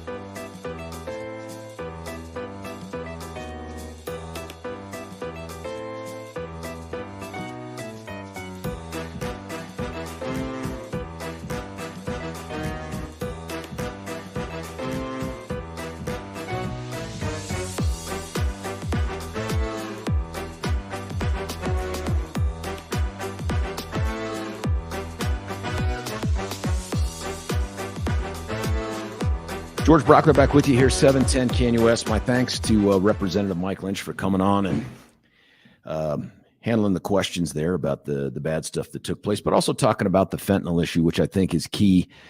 I do think that he is right to connect, by the way, the fentanyl issue to the porous border down south. It's not just the people and how they end up taxing all the social welfare systems that we have in place and all that. That's legit.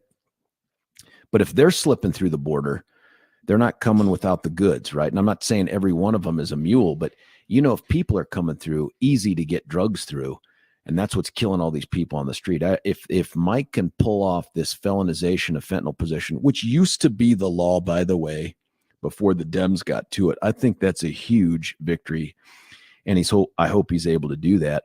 The other topic, though, was one that, this is legit. I don't think that this is a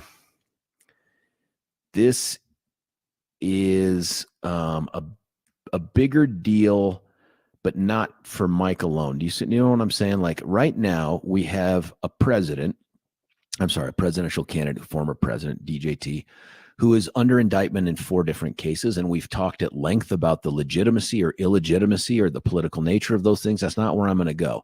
Dude hasn't been cuffed, right? But he's definitely been indicted and he's being prosecuted. We treat those things as political. Okay, let's just put that on a shelf right now. We're saying, hey, all of those things are politically motivated. Jack Smith, Fonnie Willis, even Letitia James on the civil side, Alvin Brown. Okay.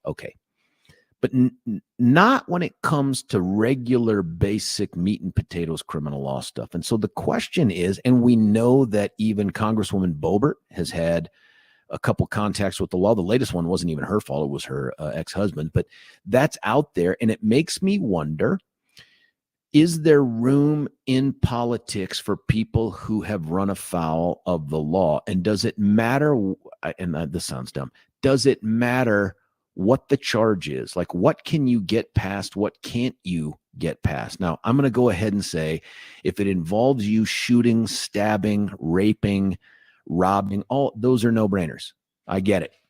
But are there other charges? Is it a disqualifier that somebody has been arrested before? And I think we're at a place right now where, as scurrilous and scandalous as some of it may seem, I don't know that that's true anymore. And the reason I say I don't know that it's true is some of these crimes are crimes that people commit without intent. People commit without necessarily being a bad motive or ill will. Those things matter to me. And I'll give you an example. Driving under the influence of alcohol. Let's just use that one because, like I said, in my own family, I had one of those. Incredibly dangerous. I believe that driving drunk is like firing a gun in the front yard of your house up in the air. You don't know where the bullet comes down, but if it comes down and hits someone, they're going to die, right? I mean, that's a huge deal. But few people intend to drive drunk. Most people, it's a mistake of judgment, right? And the reason their judgment is screwed up is because they've let themselves drink to excess. That is one kind of crime. The other, though, would be like shoplifting. And so do you distinguish between the two? Because they're both misdemeanors. One's an unclassified misdemeanor traffic offense, or the other one is a different kind of misdemeanor. You steal. You don't accidentally steal. You don't steal because you're drunk. And please stop the garbage narrative. I'm stealing to feed my kids. Nobody does that. That's not real. But do you treat that differently? Like if you had someone who had come, or how about this? Drunk driving versus you're drunk and you get into a fight with the police. Do you treat that differently? 303-696-1971. Lots of folks chiming in here. And look, I know this is hard for Mike, and it's tough to try to get past this election cycle. But man, if it ain't us, it's going to be someone else. And that someone else probably won't be as fair. And I don't want that to be true either. I just think this is one of those things that I wish it would have happened back when it happened. I wish the story would have broke back when it happened for Mike. And I get the embarrassment of the family thing. Nobody wants that. I don't want that. The personal stuff, if this was rumor or some other type of scandal, I'd say wholly irrelevant and inappropriate for political discourse. But when it comes to being arrested on the street by a state trooper for this kind of stuff, you have to talk about it. And you have to have the guts like Mike did to come on the radio and talk about it. But that also means we have to have this conversation. Here's some of the texts that have come in here. And Billy, if you texted me, okay, hang on here, because I've once again, when you click on things on your computer, some other things disappear. Here's what I've got. Come clean and here's what it is. Yes, it effing matters if a person has a criminal record. Goes to character. Character matters to me and should matter to others. Anyone who votes for Trump throws character out the window. Come clean and let voters decide. I'm glad you brought up the character thing. I don't view a one-time DUI offense, a first-time DUI offense, as a character flaw akin to stealing. You know, we've had in this state, in the metro area, a high-profile prosecutor arrested for shoplifting. That, to me, feels incredibly different than something like this. Someone else texting in, Billy, thank you for bringing up JR. That is powerful testimony. JR, of course, Jelly Roll. Another texter, never let it be said you throw softballs, tough but fair questions. Was the vote 5-5? Why only 10 votes? No, I think it was 9-9. And I didn't ask Mike this either, but it sounds like if it's 9-9 and Stephanie Luck is out on maternity leave, and congratulations to her, that only leaves 18 members. But it makes me think that if there's a no confidence vote, you get to vote for yourself, that you continue to have confidence in yourself, because that's 18. Here's another text that has come in. Under the parole system of immigration, Mayorkas, as head of Homeland Security, can now let anyone to enter this country temporarily under his discretion. The invasion is being allowed intentionally. Definition of invasion, spread of something hurtful. Well, I don't know, Gino. That seems awfully broad. It just seems awfully broad. To say spread of something hurtful is an invasion. I mean, is that how you treat? And again, if it's that broad, social media, the stuff you put out there, are you invading social? I don't know. God, Eric Manning, buddy, take the partisan hat off for a moment. Here's his ding text. Every day he's good for one. That's a damn shame that you, George, always uses my name, didn't mention Senator Menendez and his crime.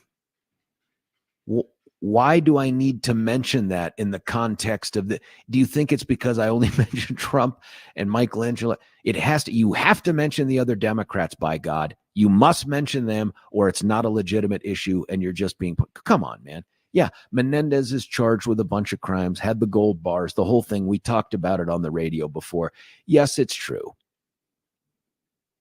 Is that good? Now can we get back to it? When does it matter? That kind of crime would matter, right? Because that feels like straight up corruption. That feels like he is trading influence and access for money. That right there, that is completely different than even, in my mind, than even shoplifting or DUI. Here's another text. Stealing won't kill people. Driving drunk will. That's fair. That's fair that there's a risk there. I agree with you that there's a risk. And I'm not diminishing one over the other. I'm saying in terms of judging someone's character, if it's a second, third, or fourth offense for the DUI, I feel differently about it. But a one and done kind of offense, I just know I've got friends, man, that have made this mistake and by the grace of God didn't hurt anyone or themselves. That doesn't diminish it. But that's not a character crime like making the decision to steal.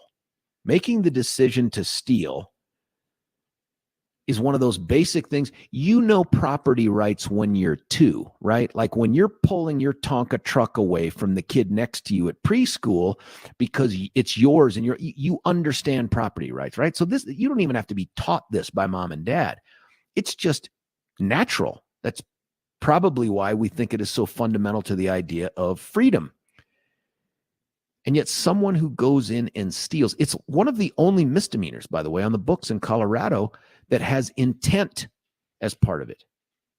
Intent, you can't accidentally steal. That's just not how it works. That to me feels different. But what do you think? 303-696-1971. Someone texting in about some other stuff about a picture of the jean jacket. Eric Manning, thank you, George. That's fair. Okay, thank you, man. Reform is the operative consideration for me. I agree. Reform matters. It is not number one, by the way. There's a statutory delineation, by the way, of things that a judge must consider in terms of goals for sentencing. Number one for adults is punishment. And punishment is a tool for reform. It's not just about revenge. It's not society getting its pound of flesh in every case. There is that aspect to some of the violent crimes, no doubt about it. But a tool of reform is to punish. And there are folks out there who adhere to this harm reduction nonsense that feel like that is absolutely the last answer for anybody for anything, that we need to find the source of their evil, figure out how to accommodate for it or mitigate against it, but people just shouldn't be locked up for very long for all the horrible things that they've done. I disagree with that. If you're a fentanyl addict, I want to get you treatment, but I want to get you treatment with a threat. And that threat is you don't get it figured out. You don't do the hard work here. The penalties ratchet up. And it gets to the point where when we can no longer trust you on our streets, you just won't be on our streets. I don't see how that isn't a fair approach to this. The harm reduction people would say you just have to let addicts go and continue to offer them treatment. But until they're ready for it, gosh darn it, they're just not going to take it. So let's put them in a safe injection site. I think that's the wrong answer. I think Mike Lynch's approach is the right answer. Here's another text. Billy at the gates of Troy. When was the last time a giant horse was bad? You're crazy if you think they would do that. Another text. Why deny what works? Trump showed us building. Oh, this is more reference to the border stuff back from the 6 o'clock thing. Here's another text. Would you feel different if you didn't know anyone who drove drunk and got caught? Would I feel different in what way, texter? Tell me that. We'll cut away for a break here. And then you tell me that, and I'll definitely answer your question when we come back. Let me tell you about Ultra Botanica. They provide this Ultra Cur supplement that Billy and I had used for, I think we were using it for like a month or so before we gave them feedback on it. And my feedback was pretty straightforward. And that is, no, it doesn't prevent the pain that I feel from running, which I shouldn't be doing. I think that's the message God's trying to send me is you're not a runner, do something else. But I do it anyway. And it's painful. And there's always pain at the end. And I think it's in part my age and in part because God doesn't want me running. But the Ultra Cur makes that pain less long lasting. I mean, it honestly makes it go away more quickly. And I think in large part, it's because this curcumin based, all natural, patented supplement that's an antioxidant. And here's the thing I think that matters for me is anti-inflammatory. The positive effects of curcumin, you can look them up. You can figure them out. But first go to your natural grocers, get the 3-day free sample. You have to get it from your vitamin manager. Go to the natural grocers, ask for the vitamin manager, and then get it. And then you can also check them out at getultranow.com, getultranow.com. But honestly, don't just take them at their word. Go research curcumin. That's the magic piece of this thing and all the other stuff they've done to make it patented. I'm telling you, check it out. Didn't know about it. Blew my mind. Hey, stick around. We'll get to your texts, your calls at 303-696-1971. George Brauchler, 710 KNUS.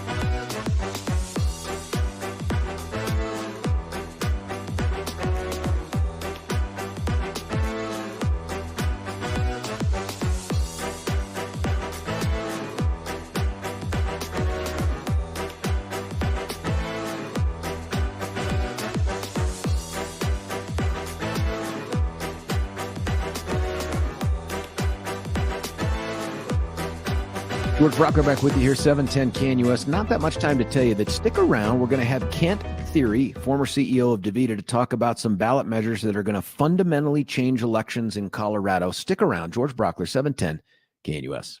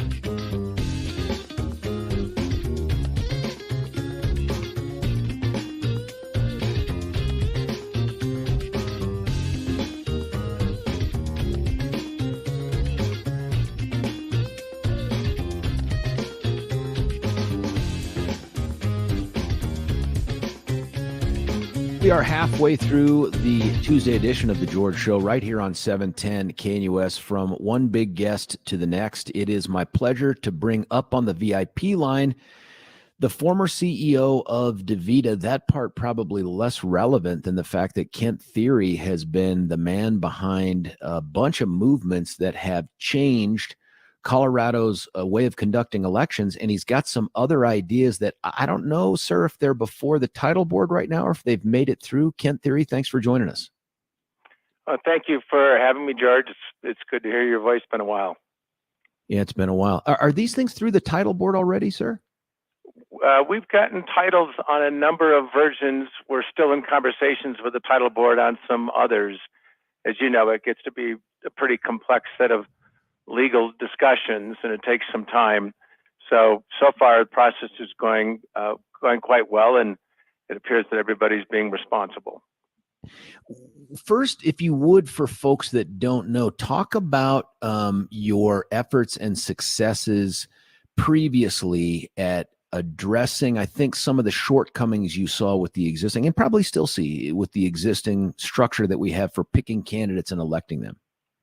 Well, first of all, I think it's just so important to remind ourselves, so that we see the evidence every day, you can become a little numb to it, that democracy is not a spectator sport. And our democracy has had to be tweaked many times over the last 250 years in order to stay effective. And we believe strongly that, once again, the engine needs some tuning up in order to make sure that all Americans are treated fairly when it comes to the impact, their ability to vote, and the impact of their voting. As you recall, in 2016, we did two initiatives. One, to open up primaries so that independents could participate in primaries, which in many, many instances, the primary is the general election at this point. And we also passed presidential primaries where the parties had to let their members vote. They couldn't just do a caucus or assembly. And then in 2018, we passed both federal anti-gerrymandering and state-level anti-gerrymandering in order that more districts will be competitive. Now, that's a journey, and we stopped a very negative trend and have begun to work our way back.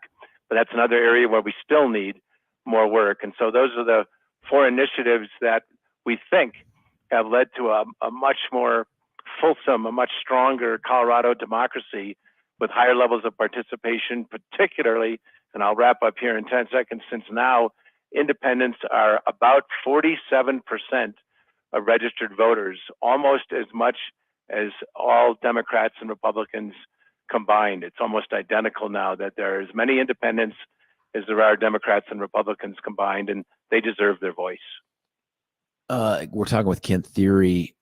Sir, that first one that you talked about that opened up the primaries from the parties themselves, that one has been with some controversy, mostly from within the parties. Now, you've heard far less from the Democrats about this, largely because they've been successful, I think, in getting their folks elected.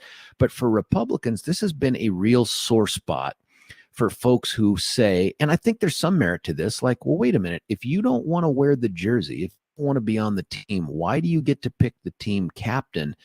And it's become such an ongoing narrative within parts of the Republican Party that there are now efforts to undo that. Talk about what you're seeing, what you guys are going through, and your thoughts on it.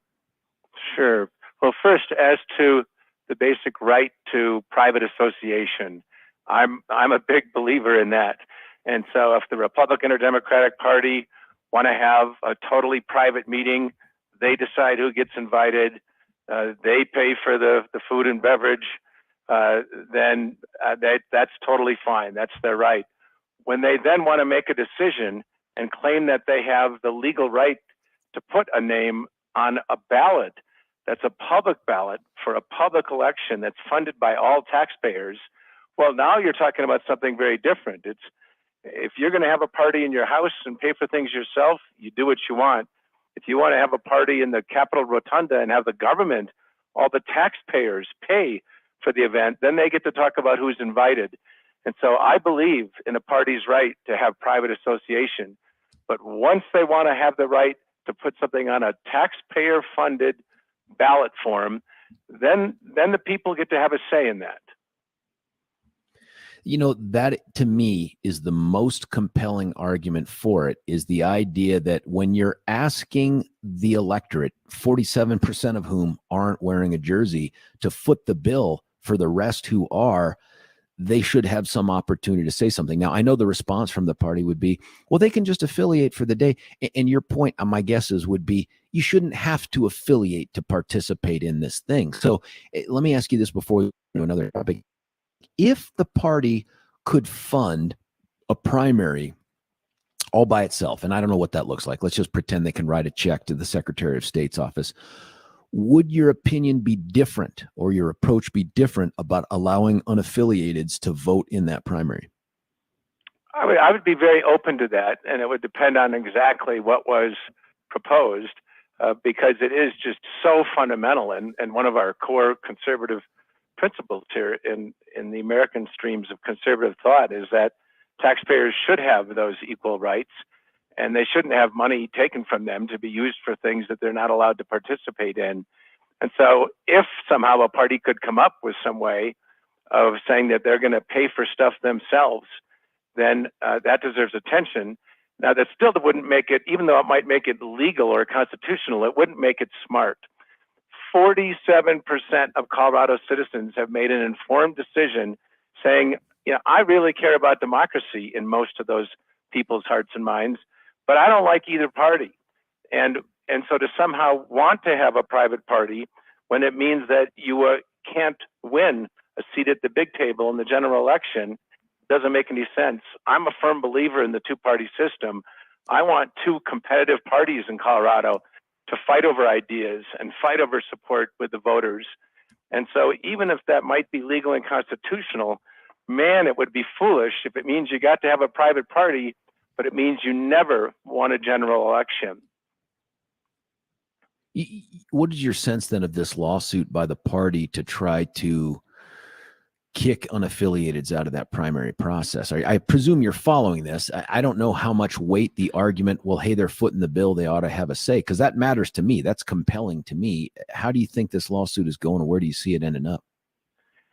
Always hard to predict a legal process, and so I won't try. We feel very good about our position for some of the reasons that I've cited, that what they are proposing is actually not constitutionally appropriate. And so we feel very good about those arguments, but you never want to get overconfident when you're dealing with court systems and complicated issues. I do think no matter what, that any party that is going to have any chance of influencing the future of our state is going to have to appeal to independents. And these independents are really wonderful citizens. This last cycle, 60%, almost 60% of independents chose a Republican ballot instead of a Democratic ballot. 2 years earlier, almost 70% chose a Democratic ballot, not a Republican.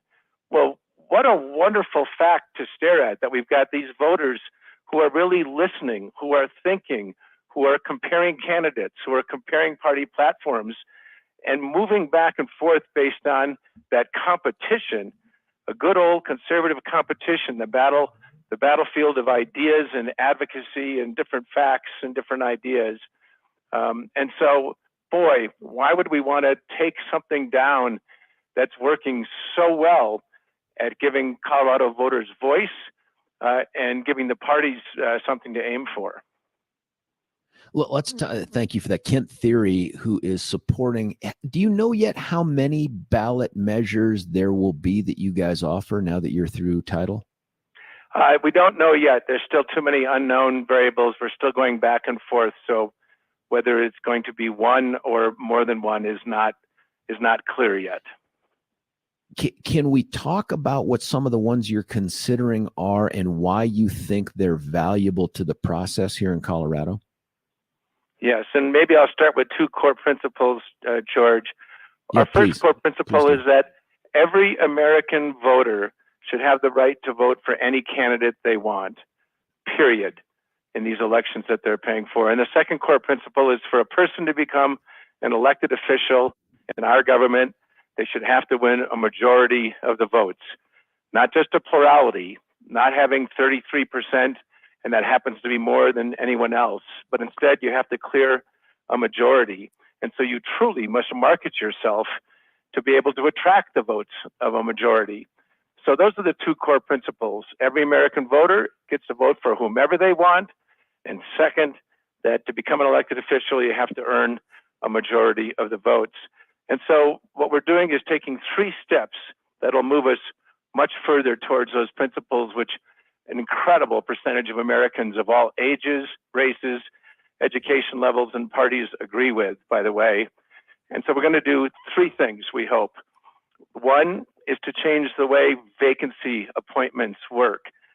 This is where someone steps down early before their term is over, and a committee appoints their replacement.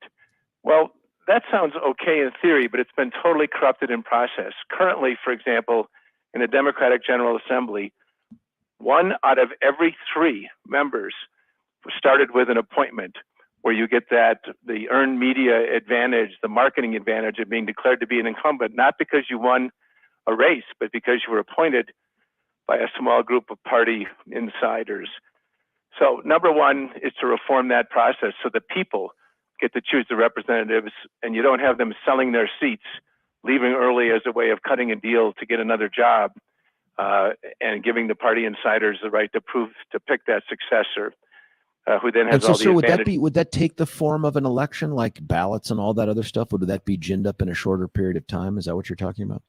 We will have special elections in many instances, George, in order to give the voters that voice and take it back. The number 2 of 3 components has to do with caucuses. Caucuses, again, maybe 80 years ago made sense in Colorado and America. And by the way, almost no states in America still have a caucus system like Colorado has. They've all moved on to people having to use petitions, signatures to earn a place on the ballot. And so that second component is to say, no, everybody's got to get a certain number of signatures.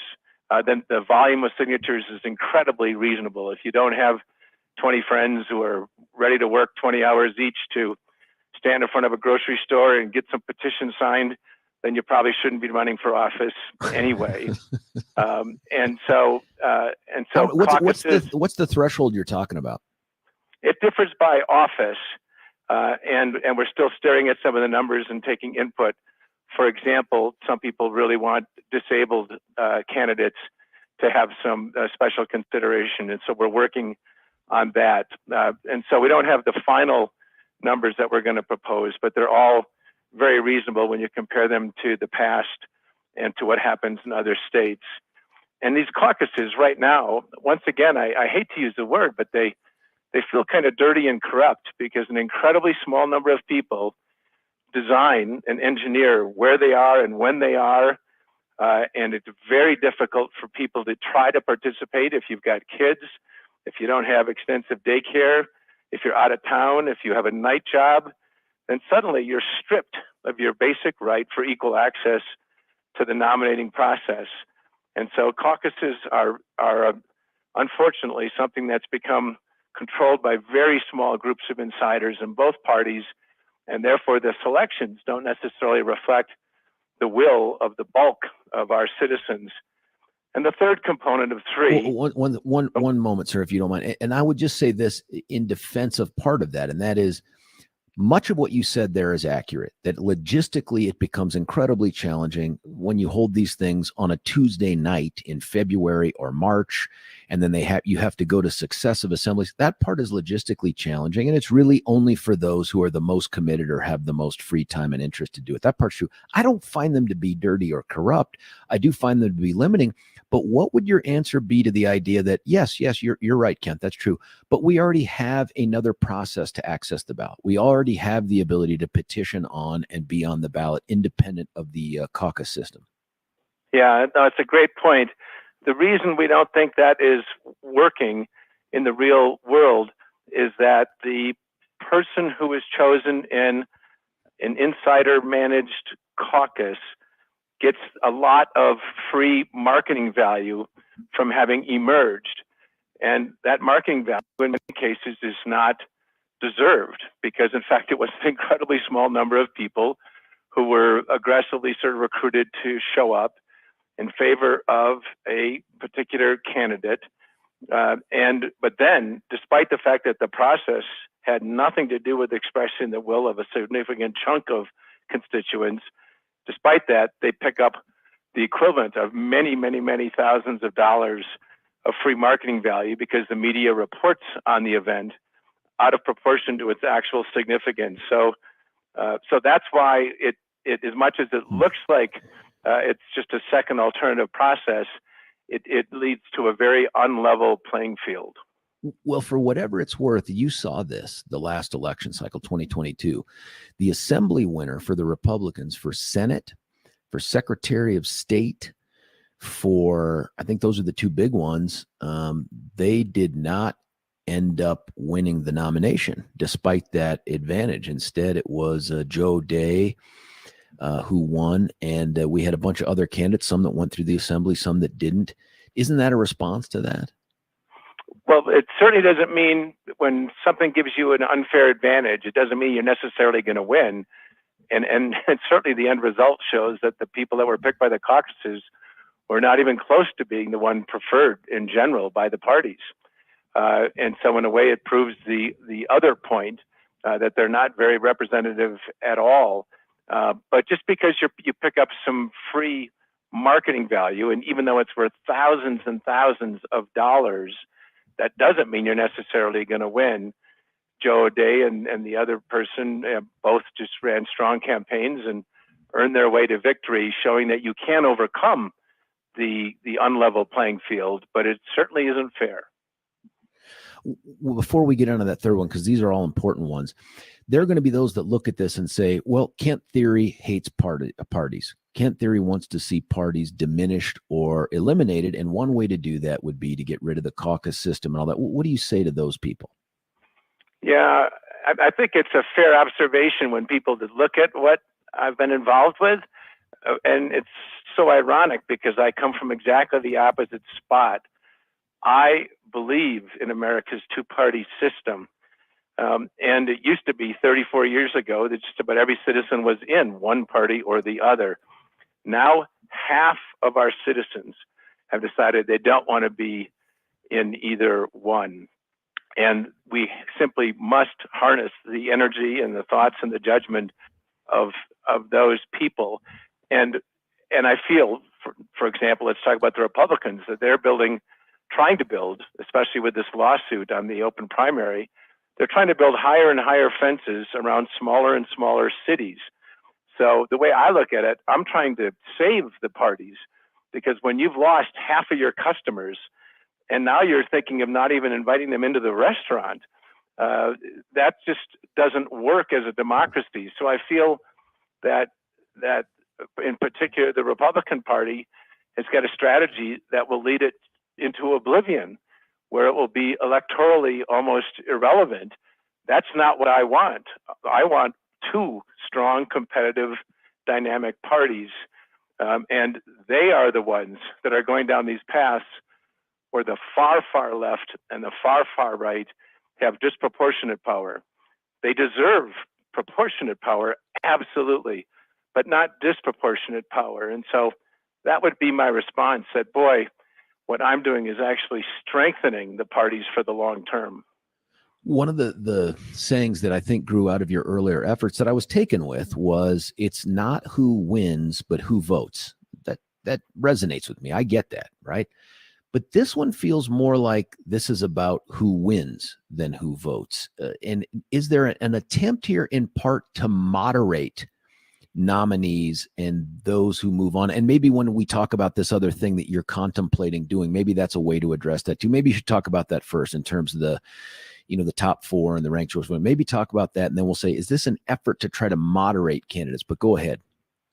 Yeah, that's again a very thoughtful question, and I'll do my best to do it justice very concisely.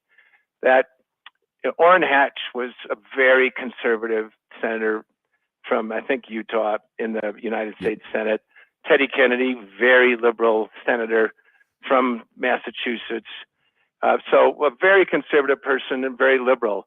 But they were two of the best legislators of their time.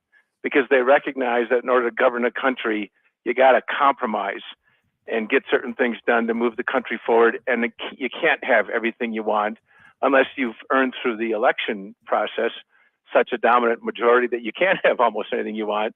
But that's rarely been the case, at least at the federal level in America in the last 100 years. So it's not so much a question of having moderates, because Hatch and Kennedy were very conservative and very liberal, but it's having people who are willing to cross the aisle and govern. It's not a compromising of your principles; it's a principled compromise. That's what true legislators do, whether they're far left or far right, or center left or center right, or a pure centrist like myself. And so it's not so much a matter of moderating candidates.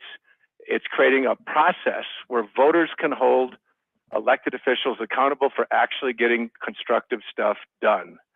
That's what we need in the end. We need a world where senators and members of the House that are willing to get practical stuff done that reflects the will of the majority of the people. That's what we need. I don't care whether they're moderate or conservative or liberal. I care that they reflect the will of a majority of our people.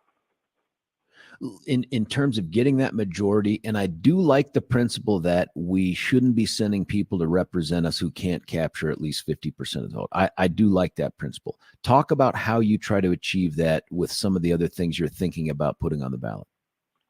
Yeah, that third component is to introduce a system which would, I think, create an incredibly healthy dynamic overnight for voters who would have more voice, and for elected representatives who want to govern and get stuff done. And the way it works is that you have an all-candidate primary ballot. One ballot, everybody's on it. The Democratic candidates, the Republicans, the Independents, the Libertarians, the Greens, they're all on one ballot. That's that first principle. Every American voter should get to vote for whomever they want, independent of some artificial party. And parties, by the way, are never mentioned in the Constitution. Voting rights and equal access and equal due process are all prominent in the Constitution. So step one is to have an all-candidate primary. So I can sit there and say who I like most, and I don't have to do all Ds or all Rs or all Greens. I can pick which candidates I prefer as an American voter. And then we take the top 4 from those people. So it has good diversity, good blend. Could have a far left person and a center left and a far right and a center right. So it reflects the diversity of our population. Those 4 move to the general election. And there you have the day of the election, or the month of the election, I guess I should say, since we have mail-in ballots. And you rank whom you want, 1, 2, 3, 4. This is something everybody's very used to doing in normal life, saying, well, I really would like to have a steak, but my second choice would be to have chicken, whatever. We do this all the time. And that way, if nobody gets 50% in the first round, let's say it's 4 people and there's a 35 and a 30 and a 25, whatever, then you take the person who is in 4th place and you eliminate them, and you move to their number 2 choice from those voters. And so in the second round, George Brauchler may very well win, because he'll move from having 34% to 51% once you eliminate that 4th person. But in order to win, George Brauchler has to think ahead and appeal to 51%, which naturally means, again, that this new system is going to reflect the will of a majority of the people, not just whatever minority happened to have amassed some power at any particular time. So an all-candidate primary, the top 4 advance, a general election where you rank the 4. That's the solution that overnight creates all sorts of incentives for elected officials to actually get stuff done.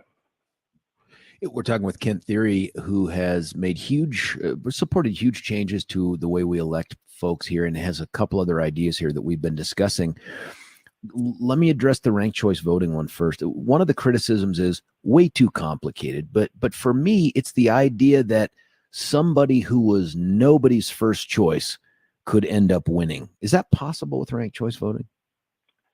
It's possible. I've never seen it, and this, what we like to call instant runoff or majority wins voting, as opposed to ranked choice voting, is being used in a lot of different cities, counties, and some states across the country now. And I've never heard of that happening, but maybe theoretically it could. So I want to be analytically honest about that. It's a system.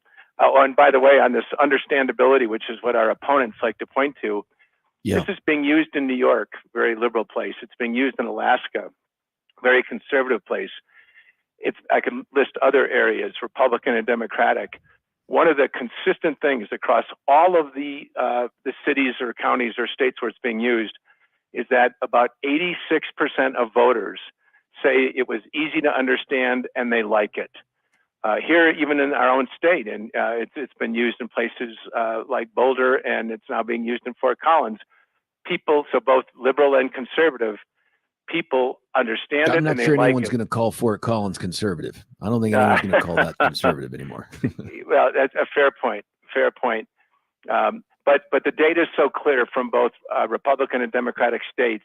Voters understand it and they like it because it gives them more voice. Is there a way that this could be accomplished, though, without the ranked choice voting? And let me just postulate this right here. What about the idea that we just do that open primary, if we were to go down this road, and you just take the top two, and then you give people an up or down vote on the top two vote getters, and then for sure you're going to get someone that's above 50%. And we don't have to engage in, well, I lost the first round, but I won the third round and the second, or whatever it is. You see what I'm saying? Like, why go for 4? Why not just 2? Or hell, why not 3? Yeah, no, very legitimate points as usual, and very well stated as usual by you. We actually believe that top 2 is way better than the current system because you have all these districts now that are dominantly R or they're dominantly D, and the minority party doesn't have a chance. And so by having top 2, you could have in a very conservative district, then the top 2 candidates are both Republicans. And now you're actually giving voters a choice, a real choice. And maybe one has a certain position on foreign policy and the other one has a different one. And so suddenly you create voter choice again. And so we believe that top 2 is better than the current system. The reason top 4 is better than top 2 in our mind is because it does allow you to get that a greater degree of diversity for the voters to choose from, that you could have someone from the far left and center left, you could have someone from the far right and center right. So every American feels like they've got a horse in the race. And then the only winner that emerges from that 4 is one who gets an actual majority. So we think top 2 is good. We think top 4 is much better. It is, again, I know your position that you stated is, hey, I'm trying to save the party. In part, is your attempt to save the party from what you view to be the extreme edges of it either way? And I asked that question in the context of this top 2 thing. You're right. You could have 2 Republicans, 2 Dems. And I think for people that are freaked out at the idea of, well, wait a minute, what if there's no Republicans on the general election ballot? I think the answer would be, well, yeah, but then you get a chance to vote for the less crazy liberal. And if you're on the left, you'd say you get a chance to vote for the less crazy R. But isn't that, again, a way to moderate the candidates that end up representing us? I think in many instances it would. And again, not so much because the people are more moderate. It's because they're willing to govern, which by definition means you've got to bring some open-mindedness into the negotiations with the other side. And so I think it ends up moderating policy because you get people who are willing to compromise to move the state forward. That's very different from moderating people, which is not what I'm trying to do. You can, again, take far left and far right as long as they're being reasonable and they recognize that neither one can have it all their way, and they get in a room and sort out something that reflects the wishes of a majority of the citizens of the state. You know, that works just fine without having to worry about whether or not a person is moderate or not. This is fascinating stuff. I kept you much longer than I normally would, Kent, but I think that these are things, and I've heard of polling out there. I think that these are things, if you put them on the ballot, stand a real chance of becoming law. So it's important we have a conversation about what they mean, pros and cons and all that. And I think you've acquitted yourself well on this. It's just a question of what's the right way forward. And I think most people would agree the current system, it's not ideal. So whatever used to work, it isn't quite working out right now. And maybe this is an answer towards getting better participation and in some cases, better representation. I don't know. I just thank you so much for giving us some of your time. Well, no, thank you, George, for how seriously you take this and how thoughtful you are in provoking the discourse, because that's what a democracy is about, people listening to each other. And so I really appreciate you and your show. Is there a website that contains a lot of this stuff where people could go and check it out yet? Oh my gosh, I'm embarrassed. I'm not sure if it's up and running yet or not. We've been so consumed by the title board. There certainly will be, and I'll let you know. Yeah, thank you for doing that. Hey, that's Kent Thiry, Kent's former CEO of DaVita, but also a guy who has had a significant impact on how Colorado votes in the state of Colorado. You cannot deny the impact that he's had. And if these things go through, and again, he says he doesn't know which ones they're going to offer up. If these things go through, another huge sea change in the way that we run for office, the way that we vote for office, and frankly, who's going to end up representing us after being elected. I would love to get your feedback on this at 303-696-1971. Text coming in, but call in. What do you think? You like any one or all of them? Are they all bad? I've had mixed texts already as I'm scanning through the many that have come in right now. Some are like, there's something bad going on here. Others who are like, hey, this makes some sense. Some that are like, the assembly matters. Others that, what do you think about this? 303-696-1971. It's George Brauchler. Oh, you know what? I almost did something crazy, and that's to cut away before I tell you about Twin Aspen Dental. Got to do it quickly. I just got a text from a listener in the show sitting in Twin Aspen Dental saying they're getting ready to have their teeth worked on by Shiloh, who's the hygienist who's always been saddled with me too. I love these folks. Twin Aspen Dental is Doctors Richter and Snyder. They're easy to find. TwinAspenDentalCenter.com. TwinAspenDentalCenter.com. They are your neighborhood dentist. But they have all the state-of-the-art big boy stuff that all the big box stores have. They just have the personal touch, and they just actually care about you as more than a person to put in the chair. They can do all the dental implants, the bridges, the crowns, name it, they do it. The bread and butter, of course, is all of the regular twice-a-year cleaning and maintenance that goes on. That's what I use them for. I hope I don't have to use them for the other stuff, but if I did, I wouldn't bat an eye about going to them. Take that first step towards keeping your great smile and making it even better. You can give them a call at 303-841-7466. Make the appointment today, 303-841-7466, or check them out at TwinAspenDentalCenter.com. When we come back, you, me, this, George Brauchler, 710 KNUS.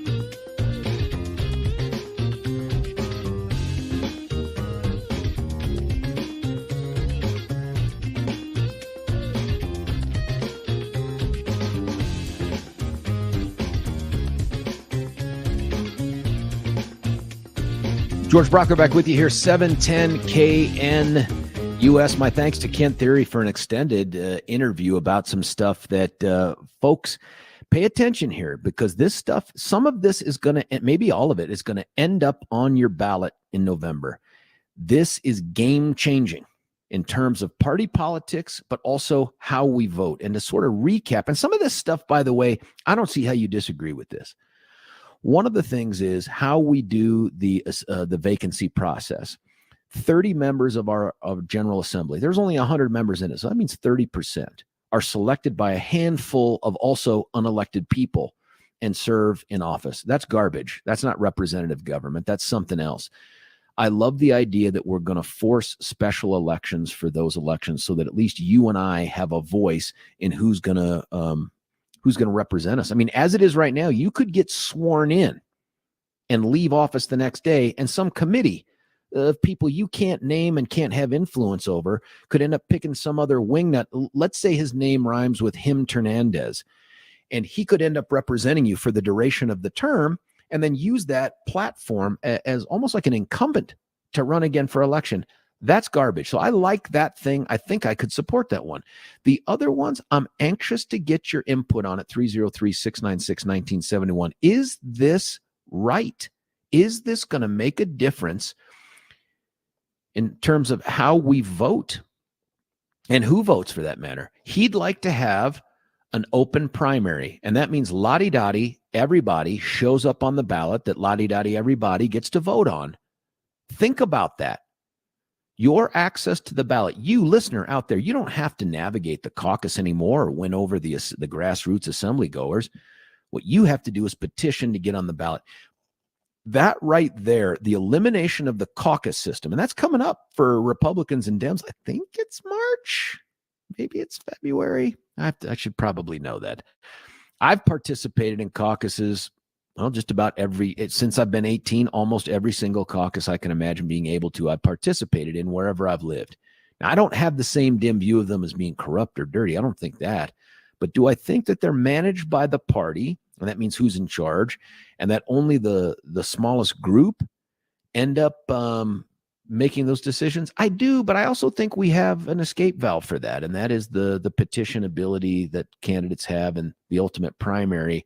I'm not sold that going through the assembly is an unfair disadvantage to the person. I just think you see too many people who have petitioned on winning races to think that, but I'm not sure that that's the right answer to this. I think to some extent, the right answer to this is that in the end, what we're trying to get is a representative who captures 50+% of the support one way or the other. And the way to do that is to open this up to all voters. I think that despite his interest in saving the party, I think it fundamentally changes the parties and maybe even kills them off in their current structure. What purpose would the party serve as a vetting vehicle? Like, it wouldn't anymore. Like, it really wouldn't vet. You could have Republican Party and the Democrat Party recruit candidates. You could have them run as Republican. You could never tell them, no, you're not going to be on the ballot as a Republican. That would be a self-selected thing. You could provide training. You could provide some grassroots support, I guess. You could have people vote based on, I see the R next to their name. That's probably another step. You want to get rid of parties, you would wipe away party affiliation on the ballot. Think about them apples. What if you didn't? Now, you could look it up, no doubt. There'd be advertising, no doubt. But think about all the voters who now knee-jerk vote based on party affiliation. That goes out the window. They'd be guessing. Very, very interesting stuff. The open primary, I want to think more about that. The top two piece, I can actually probably get behind the top two. I mean, does it make sense that voters in Denver, unaffiliated voters in Denver, only have the option really of voting for the Democrat or the Republican when in fact the Republican stands no chance ever? So whoever that extreme wingnut is that escapes the Democrat primary in Denver is going to end up being the representative. And that's true in Republican strongholds too, El Paso, Douglas, Elbert, all that other stuff. at least you would have the opportunity as a Republican in Denver not to cast a throwaway vote for a Republican. And I'm not saying they're throwaway votes, but you get my point. They're not going to win, right? You'd at least get to vote for the less crazy Dem. If there is such a thing, you'd get to vote for that person, right? Maybe that has some merit to it. 303-696-1971. I'd love to hear your thoughts on this. I want to do something real quick, though, and that is to tell you about Gay Ribble with Empower Home Team at Keller Williams. Forgive me, I just got distracted by something that flashed across my screen. No, it was not porn. Gay Ribble, we had her, I think, in studio last week. What a wizard. As this market starts to heat up again, and it is for sure going to heat up, you have to time whether you base your decision to start looking in the market to sell and to buy based on, are the mortgage rates right? And what about the demand for these houses, which are increasingly scarce given the demand that's out there? Crazy. You don't have to do this by yourself. You don't have to flip a coin. You don't have to go to some YouTube channel where a guy says, I know the secret to buying, and say, don't do that. Call up Gay Ribble and the Empower Home Team of Keller Williams. They're the folks that can get it done for you the way they've done for so many others for decades now. And they've been putting people in the homes that they need, the homes that they want, getting out of the homes that just don't make sense for them anymore at top dollar. They sell quicker and for more money than others. They make the guarantee that they'll sell your house in the time and for the amount that you want, or they make it up to you with cash. 833-301-SOLD, 833-301-SOLD. Check out their Google reviews too. I mean, like almost all 5-star reviews. Impossible, you say? No, check them out. 833-301-SOLD, or check them out at sellwithcertaintycolorado.com, sellwithcertaintycolorado.com. When we come back, your calls, your text, George Brauchler, 710 KNUS.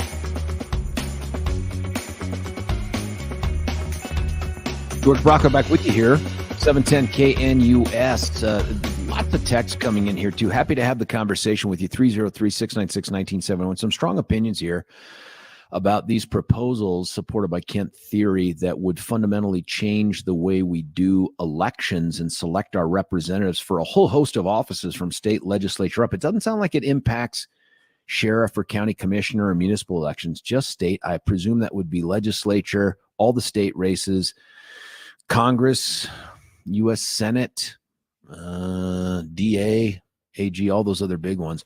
There's also a way you can fundamentally change your appearance, dudes, and that is stop wearing the hats and doing the comb overs and just giving up and going Geronimo and shaving your head. None of those are wrong options, but there is a better option, and that is to call our friend Dr. Tanya Pauls at Advanced Hair Restoration. Simple one-day treatment, calm, relaxed environment. Most experienced professionals. They have been doing this in the metro area at a level the others wish they could achieve. There are dudes out there who have been the beneficiary of this treatment. You just don't know because nobody wears the tattoo or the t-shirt that says, I went to Advanced Hair Restoration. But when you look at them, you know it. They look younger. They feel more confident, more spring in their step. Your own natural hair begins to regrow the very next day. Call them today and get $250 off and 250 free hair grafts. Free consultation, 720-459-HAIR, 720-459-HAIR, or you can check them out at advancedhair.com. That's advancedhair.com. Here's some of the texts that are coming in. Have to have parties. It's supposed to represent the candidate's core values, in quotes. I'm not sure what that means. I mean, what if we didn't have parties? I mean, back in the day, I totally get why we have them. I'm still a member of the Republican Party, have been my whole life. What's the downside of having folks running for office who haven't gone through the party process? I just don't know. Tell me. Here's another one. George, while I've seen the caucus and assembly manipulation and corruption up close, I also see challenges with petition only. I'm volunteering with several candidates on collecting petition signatures, and grocery stores are telling us we can't stand in front of their stores. I just had surgery last month and can't walk door to door. Petitioning is going to be a challenge this cycle when they're not paying someone else to collect signatures. Yep, you're right about that. Theory's answer to this, Kent Theory's answer to this was, look, if you can't find 20 people to give you 20 hours, maybe it's a sign. Maybe you ought not be representing the rest of the broader community if you can't figure out a way to get 1,000 signatures. There's some truth to that. That makes some sense to me. Here's another one. Makes sense. Love it. From Suzanne. Another text, I'd love to hear comments by expert statisticians. Just bummed my way through that word. Concerning ranked choice voting, it's a matter of mathematics in my mind. Yes, I do. I'm concerned about ranked choice voting because, one, I don't want somebody who's the fourth favorite out of the initial primary to have a shot at representing me ever. That just doesn't make sense to me to extend it to 4. Like, well, let's have another wingnut on there. We got plenty of wingnuts on the ballot to choose from. I'm not sure expanding it to 4, maybe 3. What's that, Bill? Did you just say 20 seconds? That's not enough time to continue this conversation. We'll have to do it in the 9 o'clock, but we're going to be joined by City Councilman Dustin Zvonek. They just bought a hotel. Aurora bought a hotel. What are they going to do with it? Stick around and find out. George Brauchler, 710 KNUS.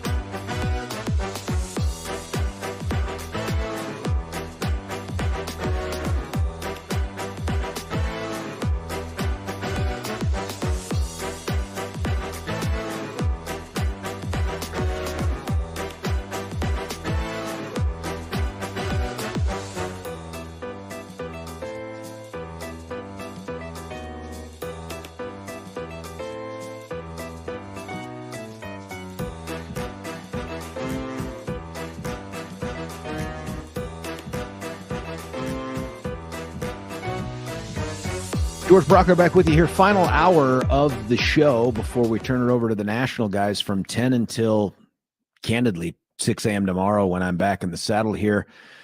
Sans Billy. So this is it. This is your last chance. If you're going to get digs in it, Billy, text now. I'm kidding. My thanks to Kent Theory in the last hour. I thought that was a fascinating topic. One that's not going to only not disappear. It's going to be something that shows up on the ballot and could fundamentally change the way we conduct elections in the state of Colorado. Pleased to bring up on the VIP line, friend of the show, friend of mine. His name is Dustin Zvonek. He is an at-large member of the Aurora City Council. Sir, thanks for joining us. Thanks for having me on. Now, listen, first things first, personally, you just got done running the Houston Marathon. You had a specific goal in mind. Tell us what that was, and did you achieve it? I did. Yes and no. I had two specific goals. One was to qualify for the Boston Marathon, and I did achieve, I ran a qualifying time. I also wanted to run it a little bit faster than I did, but just didn't have it that day. But nevertheless, ran it fast enough to qualify for Boston, so we'll see how that goes. What was your goal? What were you trying to hit? 3:05. I wanted to be under 3:05. And what did you get? 3:08. What an incredible slacker. What a huge disappointment you must be to yourself. I know. To have only run 26.2 miles in 3 hours. Yeah. So you put in for Boston, and when is it, and how do you know if you get picked or whatever? So the process is in September of this year. They'll open registration for next year. You have to run a qualifying time based on age, and old guys like me have to be under 3:10 as a qualifying time. And then in September, when registration opens up, we apply. There's only so many slots, and after the bombing there, they scaled back the number of slots, and then they hold so many slots for people who raise big money for charities. But at that point, there will be X amount of slots for men between 40 and 45, which that's where I would fall. And if there are more of us who qualify, then there are slots, and they start ratcheting down the time. And so I won't know for sure until after that process. It's only happened once that, they've had to reduce the time because more people qualified, but it could happen again. And that's the bummer then, because you're close. You're right up against that 3:10. Yeah. Well, man, 3:08. That's why I thought being at 3:05 or under would certainly get me in. Whereas 3:08, it's a qualifying time, but we'll see. Why do you think you slacked? No, I'm kidding. That's still a tremendous achievement, man. That's an important achievement. For me, it would be, and I imagine this was true for Fields too, finishing was the goal. Yeah. No, running 26.2 miles. I don't care how fast you run it. If you finish and you're able to run without stopping, it is a big accomplishment. So, regardless of how you finish, getting there is something you should be proud of. Speaking of getting there, the city council met yesterday. A couple things happened yesterday. You swore in a new interim police chief. You can talk about that. And then after that, you guys sat around and said, let's buy a hotel. Yeah. That part didn't just happen. That's been underway. And going back, we probably had this conversation at some point on your show, talking about the approach that we wanted to take to dealing with homelessness and how we wanted to do it differently than Denver. And I know there's probably people saying, well, buying a hotel isn't different than Denver, but it is. And we're not. The way in which we will operate that property will not be what's going on in Denver, where they're just simply taking people off the street and putting them into rooms. The process or the way that we want to run a homeless navigation campus would be more similar to the Colorado Springs Rescue Mission, and that is where part of that property would become an emergency shelter. And what that allows us to do is to enforce our camping ban and to frankly look at ways to even strengthen our camping ban, because our first and foremost priority is to improve the public safety of our community, getting these encampments off the sides of our roads and just beyond fence lines in people's backyards. Like, we have to be more aggressive in sweeping encampments, and in order to do that, the courts would require us to have a shelter option. And so having part of this this new property that will become a navigation center have that emergency shelter. That'll be step one, if you will. And step two will be, I think we need to, as a city, start to spend over time less and less of our taxpayer resources on homelessness. In Colorado, cities aren't meant, we don't deal with health and human services, or we don't have health and human services departments the way counties do. But because of the size of our city and the fact that we span 3 counties over time, the amount of money that we spend, most of it through supporting nonprofits that help homelessness, we spend millions of dollars. And I want to see that decrease in time. And part of the plan with this navigation campus will be to bring on a nonprofit partner who will be aligned with our vision in terms of the way that we want the campus run. And they'll be responsible for fundraising. They'll be responsible for operating. They'll be responsible for pulling other nonprofit partners onto the campus to provide services. Do you have someone in mind? I mean, what organizations are like that would fit that bill? So, yeah, we do. In fact, and it's not public yet, but it will be soon. That we went out with an RFP and asked for different providers, and there were a number of them that stepped forward. And some of them, I think were business as usual, part of what I call the homeless industrial complex, where their goal wasn't to try to move people towards self-sufficiency, but that's what our goal is. Our goal is going to be that people are going to have conditions and requirements to be in the transitional housing. This isn't permanent supportive housing. This isn't housing first. I think both of those, especially housing first, has proven to be an abject failure in every city that's tried it.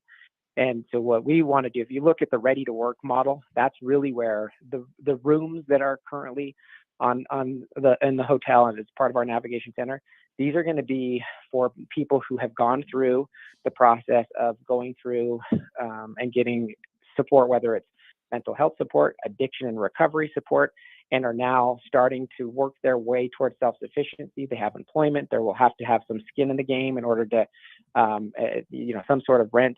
But there's got to be a plan in order for them to be in those rooms.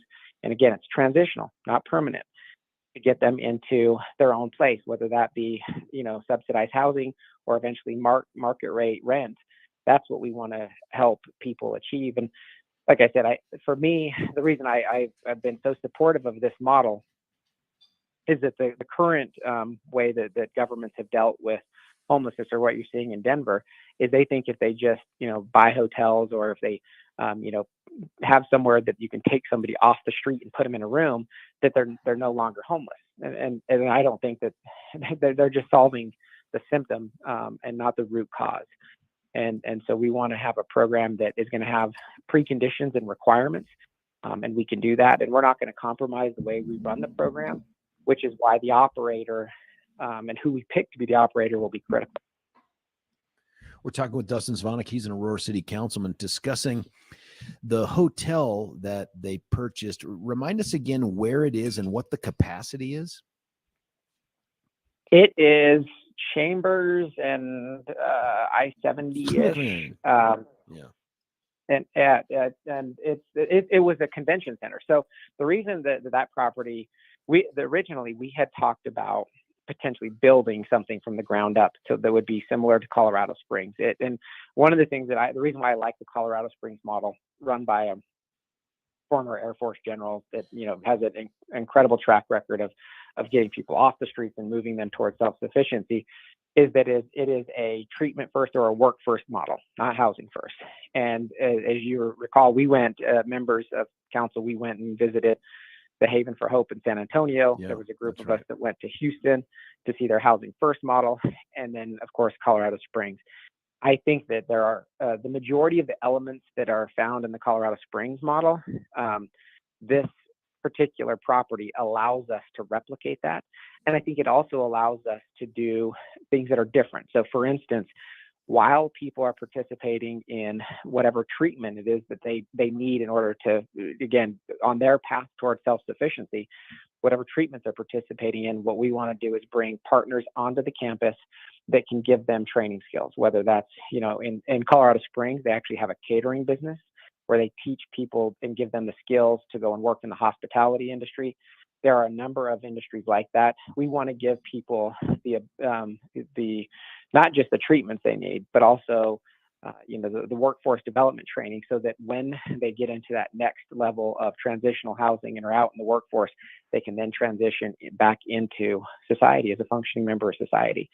Because again, for us, it's not just we want to get them off the street and use, whether it be donor dollars to the nonprofits or taxpayer dollars to the cities and counties to house people. We want to help improve, their situation. And again, this allows us to make Aurora a place where you can't camp, because we have a facility where you would go, and we can put some tighter and stricter laws around trespassing in order to strengthen our camping ban, and even look at things like, currently we have a 3-day notice. Colorado Springs does it 24-hour notice. These are the things I'd like to do, because of the ultimately, by being more aggressive and saying, hey, look, you don't have to we can't force anybody to go to our facility, but we can make sure that it is not convenient and comfortable to be camping in Aurora. This is very much that song, you don't have to go home, but you can't stay here, right? The 255 room hotel. Did you guys settle on a purchase price? Like, I saw $26.5 million. Have you guys agreed upon something? Yep. Yeah, that was the agreed purchase price, and then we'll have to do some retrofitting. And so the way that it's being purchased is that the state had received federal dollars in order to look at some of these regional navigation centers, is what they're calling them. So we applied for the grant through the state in order to have one of the facilities in Aurora. And then we, along with the counties, put forward the funds on the capital side. Now, when it comes to operational, that's where we put out an RFP and have landed on a potential operator to come in and will oversee the operations, and, like I said, be responsible for raising the resources necessary to operate it. I'm certain, just as the Colorado Springs Rescue Mission receives some funding from the city, that this center will receive money from Adams County, from Arapahoe County. I would imagine even Douglas County would be willing to, because they deal with, a much smaller homeless challenge, but it still exists. And this would be a place where, they could participate in the operation costs at a low level and have some place to send their homeless. A couple texters have already texted in something, and that is this going to be shelter's maybe too light of a word, but an operation that is open to asylum seekers, illegal immigrants, or is it just going to be documented, regular, law-abiding folks who are homeless? You have to have an ID to get in, but look, here's one of my concerns. The migrant issue that we're facing in the Denver metro area because of the sanctuary city policies of the city of Denver are a huge problem. And this is something that, worries me as you talk about the growing number of homeless.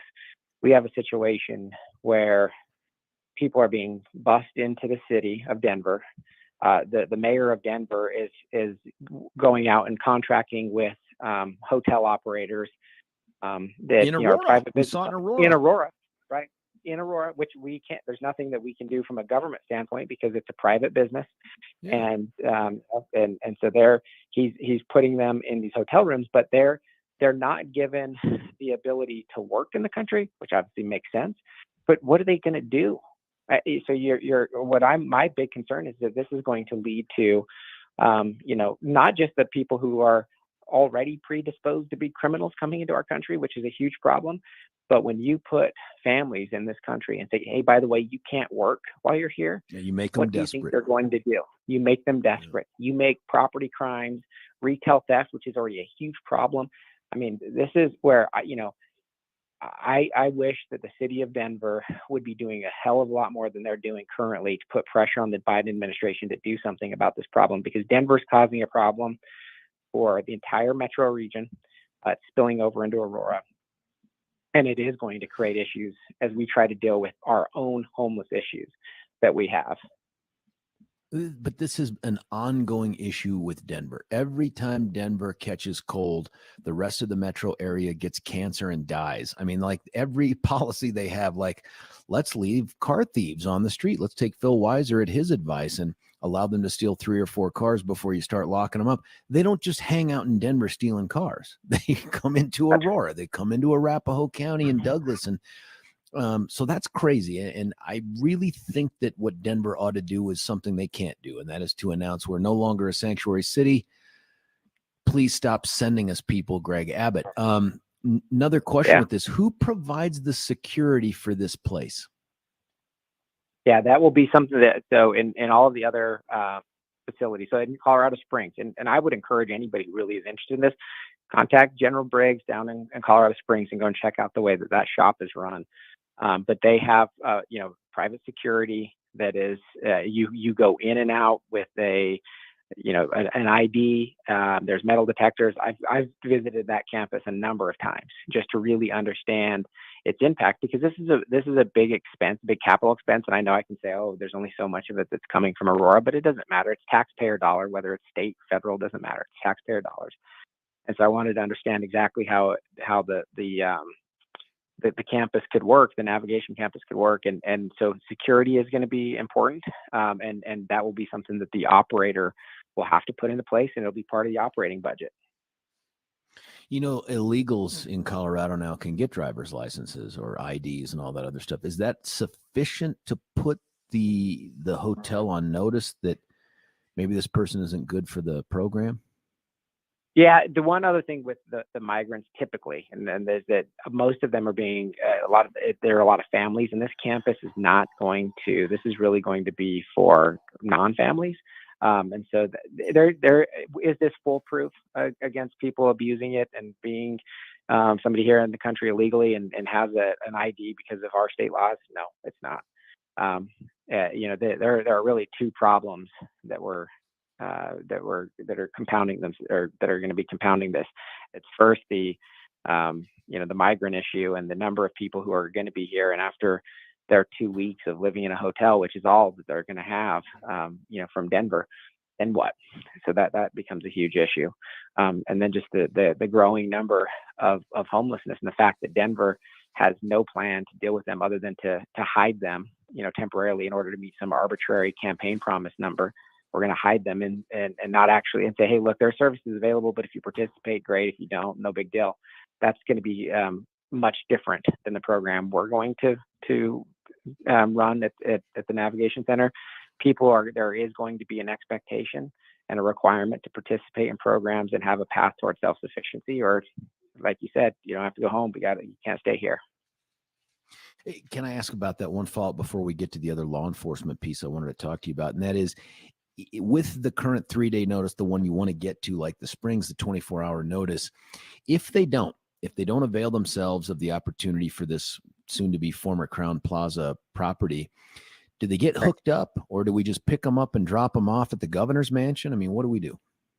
Yeah, that's right. There's going to have to be we are looking at and exploring different ways to strengthen using trespassing codes, the camping ban, and we're also looking at different. I think it's Broomfield, the mayor and one of my colleagues, Councilmember Sundberg, went and looked at a court that dealt directly with these types of cases. So we are going to. We've heard loud and clear from our residents that homelessness is something they want to see, that they don't want to see on the sides of our roads, next to Cherry Creek Park or under the 225 corridor viaduct anymore. And so we're exploring every option to strengthen the camping ban and to look at different ways to make sure that people will be moved out of the city, whether they go to the Navigation Center or they're just forced to go somewhere else.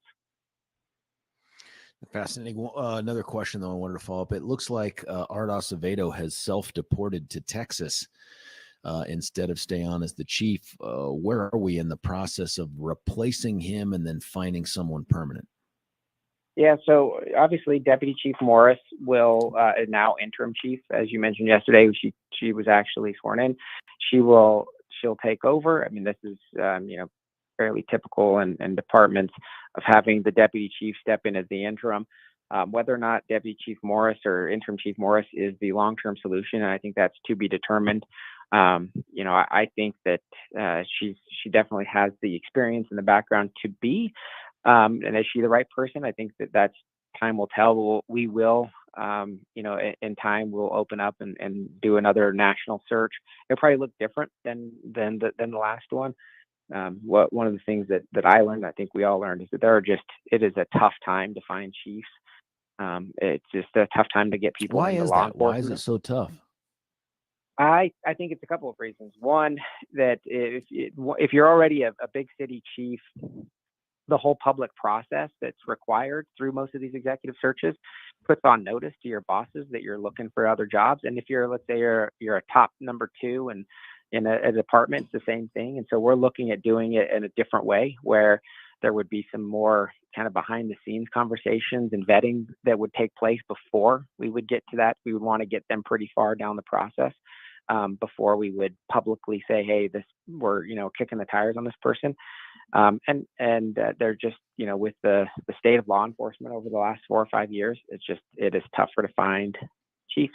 And that being said, I believe we'll find a good chief, and it very well could be Interim Chief Morris. She might be the right fit. But one of the things I believe more than anything that we need in this department right now is a stability and a steady hand. You need stability. Somebody who's going to be here for a long time.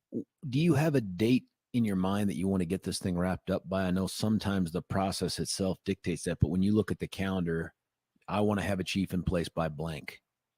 Yeah, no, as soon as possible. I talked to the city manager yesterday. We had council, and yesterday we talked about he's going to bring to council early next month, which is now just a week away. He's going to be bringing forward a proposed process for us to start recruiting and vetting candidates. And I think that more importantly, I think that this is any hire. It doesn't matter if it's the chief of police or a city manager, or I don't care what business you're in.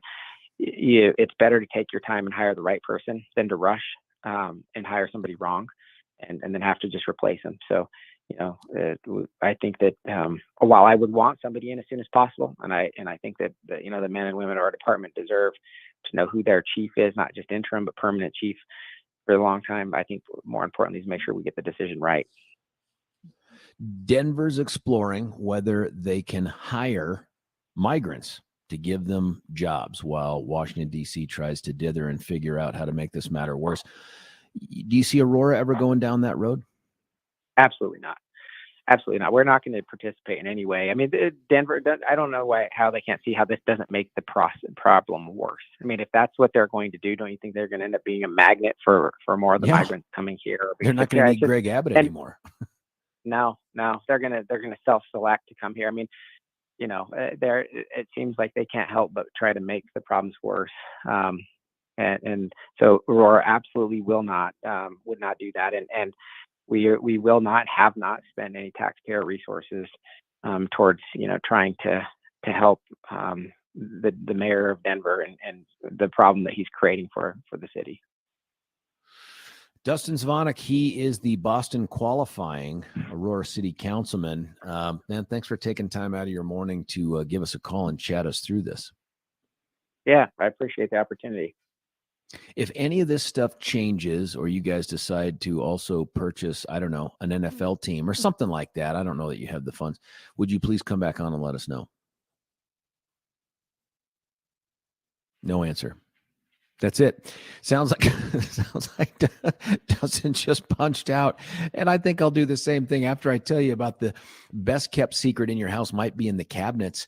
You keep thinking I'm running out of space. Maybe I need to get less stuff or get a bigger house. You don't need any of that. What you need is Brent and Joyce Tolliver with Roll 'em Out Shelves.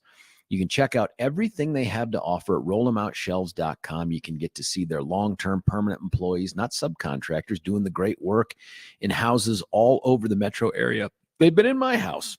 They measured a bunch of stuff right now, trying to figure out which ones would be best served by getting those special roll them out shelves that make everything so accessible, so functional in a way that I just really hadn't considered before. Kitchen, bathroom, laundry room, basement, I guess, if you have them, garage, if you have them. They can do all sorts of things with the technology and stuff that they employ. Check them out today at rollemoutshelves.com. M is EM, rollemoutshelves.com. Book your free in-home estimate today at 303-475-9601, 303-475-9601. Stick around. We'll get to your calls. What do you think about this? Is Aurora on the right path? Do you support $26.5 million? I get it. There's some funding here from there and the feds and all this other stuff to buy a hotel for the purposes that Councilman Zvonek described. Give us a call at 303-696-1971. George Brauchler, 710 KNUS. Say goodbye to clutter and hello to convenience when you experience organization transformation in your home. Roll 'em Out Shelves, your clutter transformation experts, create affordable Colorado-crafted organized storage solutions. These custom options will maximize and organize your kitchen and bath storage as Roll 'em Out Shelves carefully designs and builds roll-out drawers to fit your space perfectly. To clear the clutter, contact owners Joyce and Brent at Roll 'em Out Shelves to schedule your free in-home estimate today.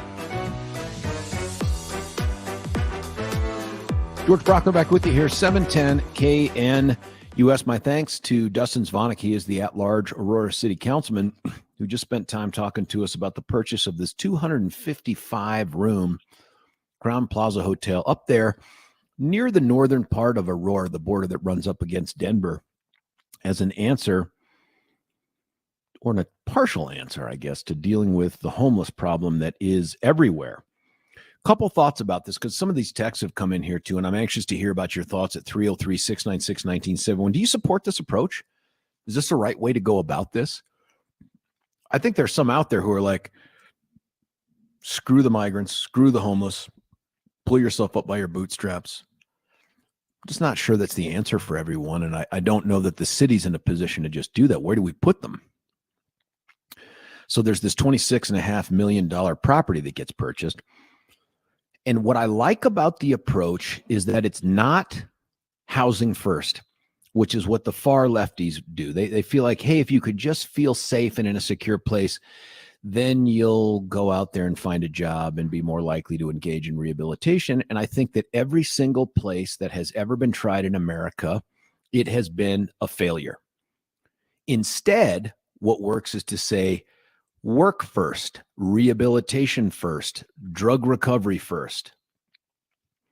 We can provide housing, but the first thing, the priority, has to be to address the issues that led you to be homeless in the first place. And you weren't homeless just because you lost your home. There's a reason you lost the home. There's a reason you fell out of whatever support safety net that you had. Probably drugs, probably mental illness, could be sloth, by the way. And for those who think that there's this great nobility in all of this homeless, some of them just choose to be it because they don't want to engage in the rat race. So be it. I don't think we owe them anything, ever. I think you want to live in the wilderness, go be in the wilderness, right? But I like the approach because it's work first. I also like that this is, again, another example of how local government can be this, I don't know, guinea pig, this test site, this opportunity for us to try a different method of solving this problem and then measure it against the one right next door, right in Denver, and see which one works best. I got a feeling if this one is run the way, and I think they're trying to do this, that General Briggs is doing it down in the Springs, you're going to see great success. And remember what we're seeing out of Aurora in terms of the efforts that they've made to go after car thieves and retail thieves. I like where Aurora is here. They're not following Denver. Hell, it looks like they're running away from Denver. Problem here is some of the success that Aurora may achieve gets blunted, muted a bit, if you will, because of Denver's failures. Someone's going to be hard-pressed to answer the question, here's what Denver does really well. Fill in the blank. I think there's going to be a growing issue here about the, we talk about taxation without representation. How about the tax that is placed on Aurora, the rest of Arapahoe, Jeffco, Adams, Douglas? The tax that is imposed by the failed policies, criminal justice and social, by Denver.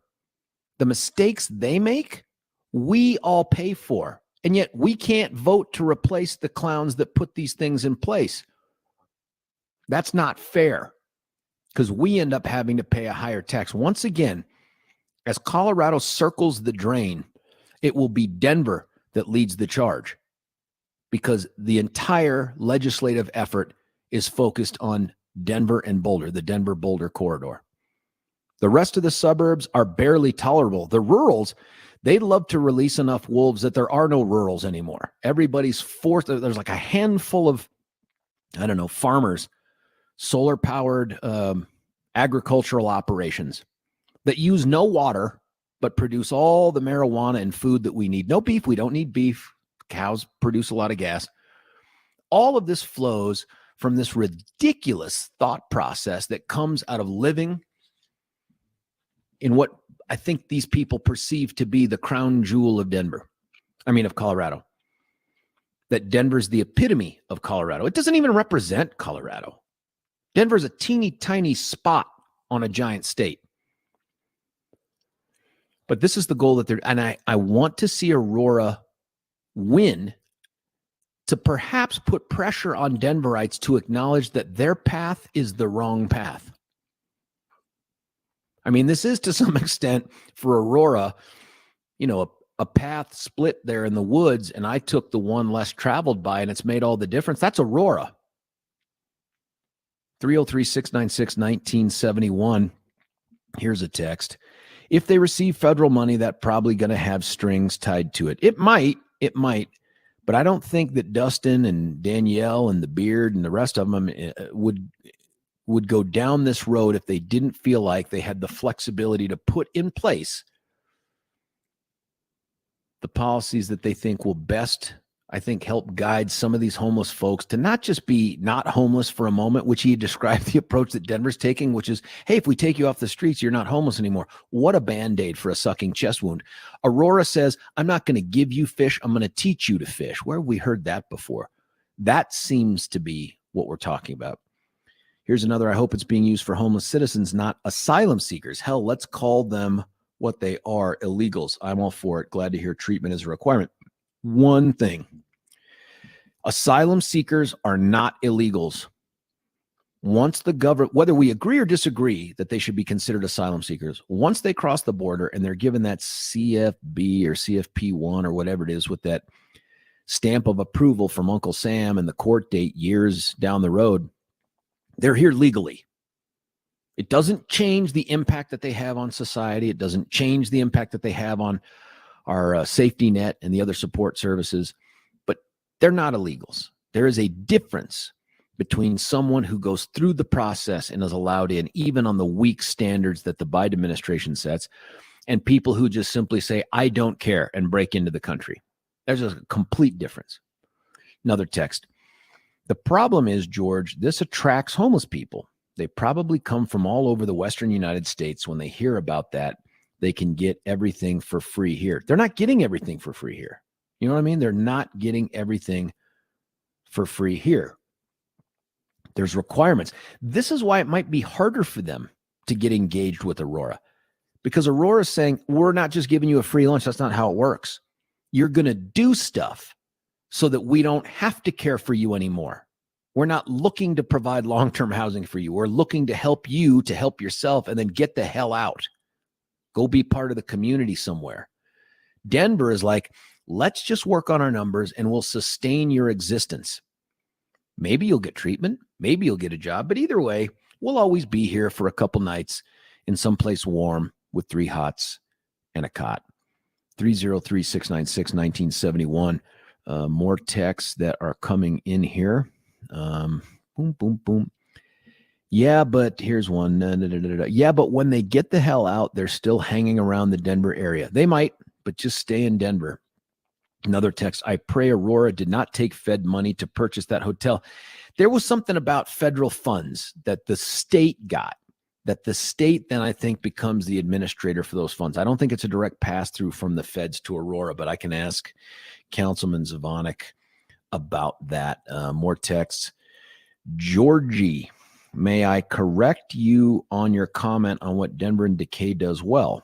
Well, we attract homeless, illegals, drug addicts, people who don't want to work, free living on the back of taxpayers. I can keep going. I get it. Yeah, they do some things well. And I just said do. They do some things well, but not the stuff you want them to be good at. I mean, I don't understand it. I don't understand why, if you're in Denver, you vote for this year in and year out and look at each other and say, not bad. Just how is it the marijuana? What causes you to sit there and think, I like it here. This is pretty good. We're headed in the right direction. Another text. Good morning, fellas from Nebraska. You know what? Colorado's getting a taste of what they voted for. The Democrats wanted them here. So there you go. And why the hell should the border states be the only ones that have to put up with it? You're absolutely right. And we've been saying that repeatedly now.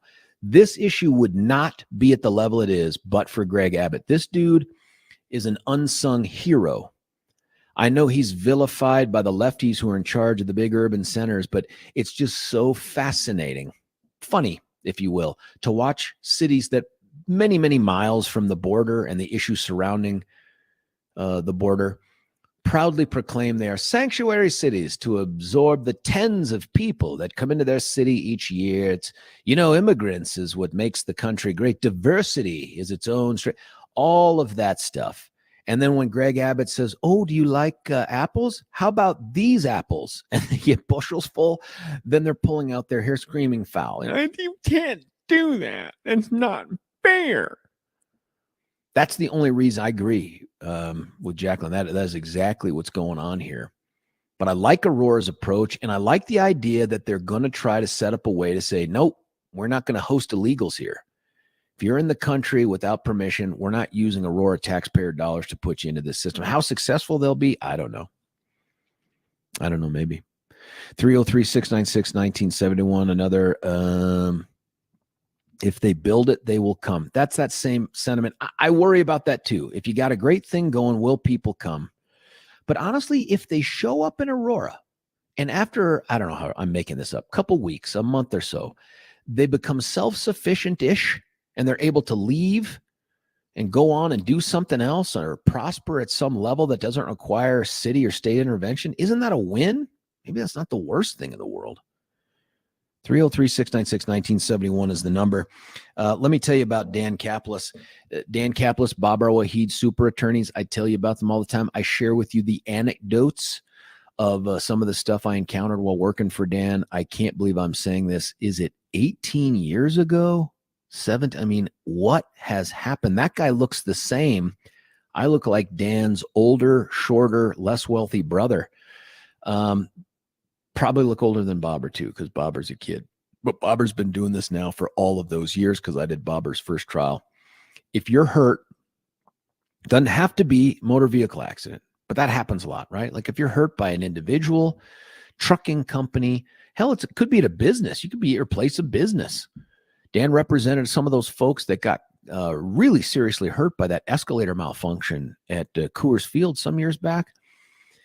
If you've got a righteous case, you can go all over the internet trying to find something. You can try to find someone on a billboard or on a bus or on a park bench or a train, or you can just dial 303-770-5551 and get the man himself, 303-770-5551. It's not about the money Dan can put in his pocket. It never has been. It doesn't cost you a cent for him to represent you. You don't have to go out of pocket. Dan's reward is helping those who are hurt. And he just takes a percentage of whatever that recovery of justice is he can get for you. That's a great incentive, right? Like you want that person's incentive to be something like you grow the pie for me, your pie piece gets. That's exactly how contingency fees work. And that's why Dan does it. That's why Bobber does it. Check him out at dankapleslaw.com. That's Kaplis, C-A-P-L-I-S, dankapleslaw.com. Once again, you can call him, set up an appointment, 303-770-5551, 303-770-5551. When we come back, your texts, your calls at 303-696-1971, and we'll wrap up the show. It's George Brauchler, 710 KNUS. Say goodbye to clutter and hello to convenience when you experience organization transformation in your home. Roll 'em Out Shelves, your clutter transformation experts, create affordable Colorado-crafted organized storage solutions. These custom options will maximize and organize your kitchen and bath storage as Roll 'em Out Shelves carefully designs and builds roll-out drawers to fit your space perfectly. To clear the clutter, contact owners Joyce and Brent at Roll 'em Out Shelves to schedule your free in-home estimate today.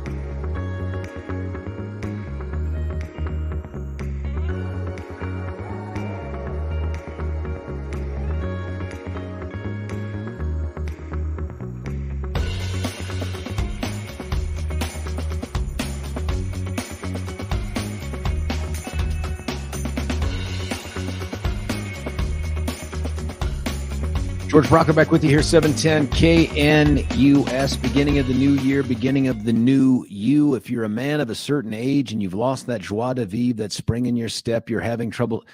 I feel like I'm describing me here. Rocky Mountain Men's Clinic has that solution. There's no shame in it. There are so many men that have benefited from this. I told you earlier in the week about a friend of mine, one of the dads from the baseball team, who talks about his coworker whose life was completely improved, turned around from Rocky Mountain Men's Clinic. Take that low T quiz on their website, RockyMountainMen'sClinic.com. RockyMountainMen'sClinic.com. 10 questions, true, false. There are no wrong answers. It's not like you can do how I did in aerospace engineering. You can actually find out if you're eligible for this treatment. When you are, if you are, call them at 720-440-7900, 720-440-7900.